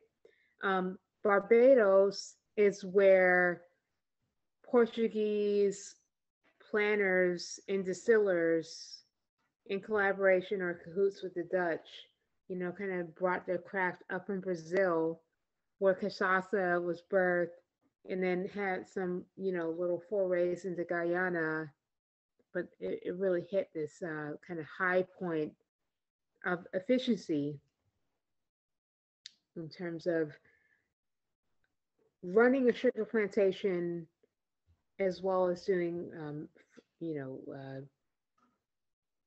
production of liquid. Now, there's a little bit of controversy around that trade, which I won't go into there, and we can talk about it later. But in Barbados, there are some advantages. Flat land, very clean water by virtue of that kind of coral filter that is underneath the island, as well as some innovations that are unique to the island that exerted influence on the whole rum industry. And that includes the blending of pot, which is like small batch, single rum, and column distillation, where you can kind of fine tune your rums and do multiple process. That, in addition with like looking at various barrel regimens, is like where you start to see this art of blending different types of rum to put a really nice finish on it. No one had thought of this before. So I feel like I'm digressing a little bit, but Barbados is really important in that it kind of sets some standards for how to produce, package, market, and just, make rum accessible to the world, for better, for worse. And they made it the first example of a drinkable type of a cane spirit, and that has not gone away. Here we go. Number one. Cheers. Congratulations. You guys were having a great time. This has been the best rum in the daiquiri. If anyone doesn't know, Real Mccoy is produced at Foursquare in Barbados by Richard Seal. Thank you, Max Chestnut. Always informative in the chat. We appreciate you. So I have to know, so we're going to do the honorable mentions. We're going to reveal the other bottles. We have to reveal the other bottles. Can you go through the other letters and what the rums were? Yes, we will. Who, first of all, thank you to the judges panel. You guys did an incredible job tonight, and you took it seriously. The purest, the judges panel, amazing. Who was the tie for third place? Let's find out. Who was the tie for third place? Who was it? Let's see. Stephen, will you let us know? Who was it? Tie for number 4 was Montana, Colorado rum. Montana, Platino, right? Yep. Tie for third place. You knew that. Platino, Montana rum. Awesome. Okay, great. So, what about our other runners-up? No.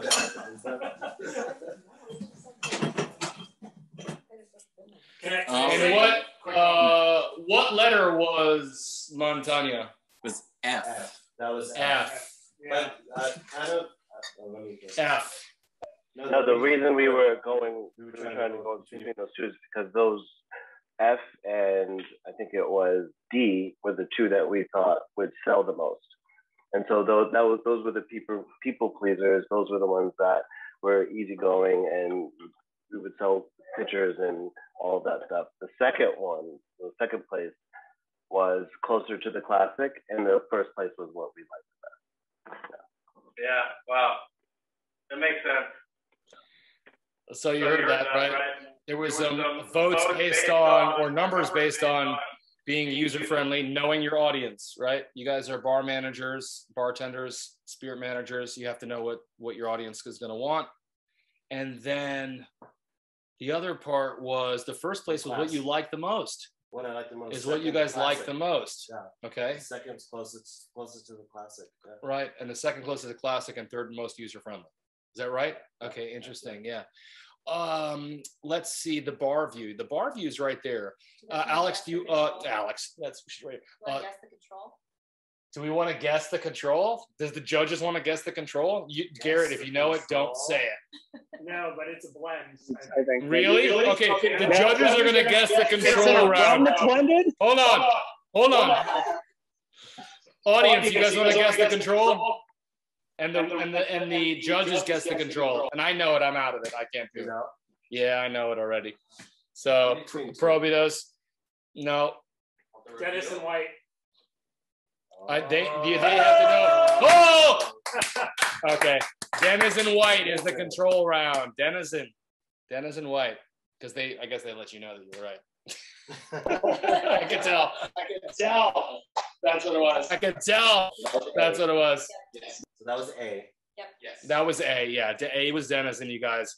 So while we still have everybody, if you want to, hey, that's what I'm drinking, Kat. Good for you. If you guys have any more questions, that's cool. We're hanging out here at Gage and Tollner. We've been at the Sunken Harbor Club. We're having a great time. You guys have to come down to Gage and Tollner if you're in New York and see what's going on. Be sure to follow all of our judges as well. We will get out the recipe to you. We're going to get out all of the rums to you guys. We've had a great time here at the Best Spirits and Cocktails Awards. I can't believe you guys hung out the whole time and stayed with us the whole time. Thank you to our judges panel, Garret Richard, Antoine Hodge, Shannon Mustipher, here at Gage and Tollner, Stephen Belaski. And guys, we will see you next time for the Best Spirits and Cocktails Awards. We cheers to you. Have a good night. Get home safe. Cheers. Bye.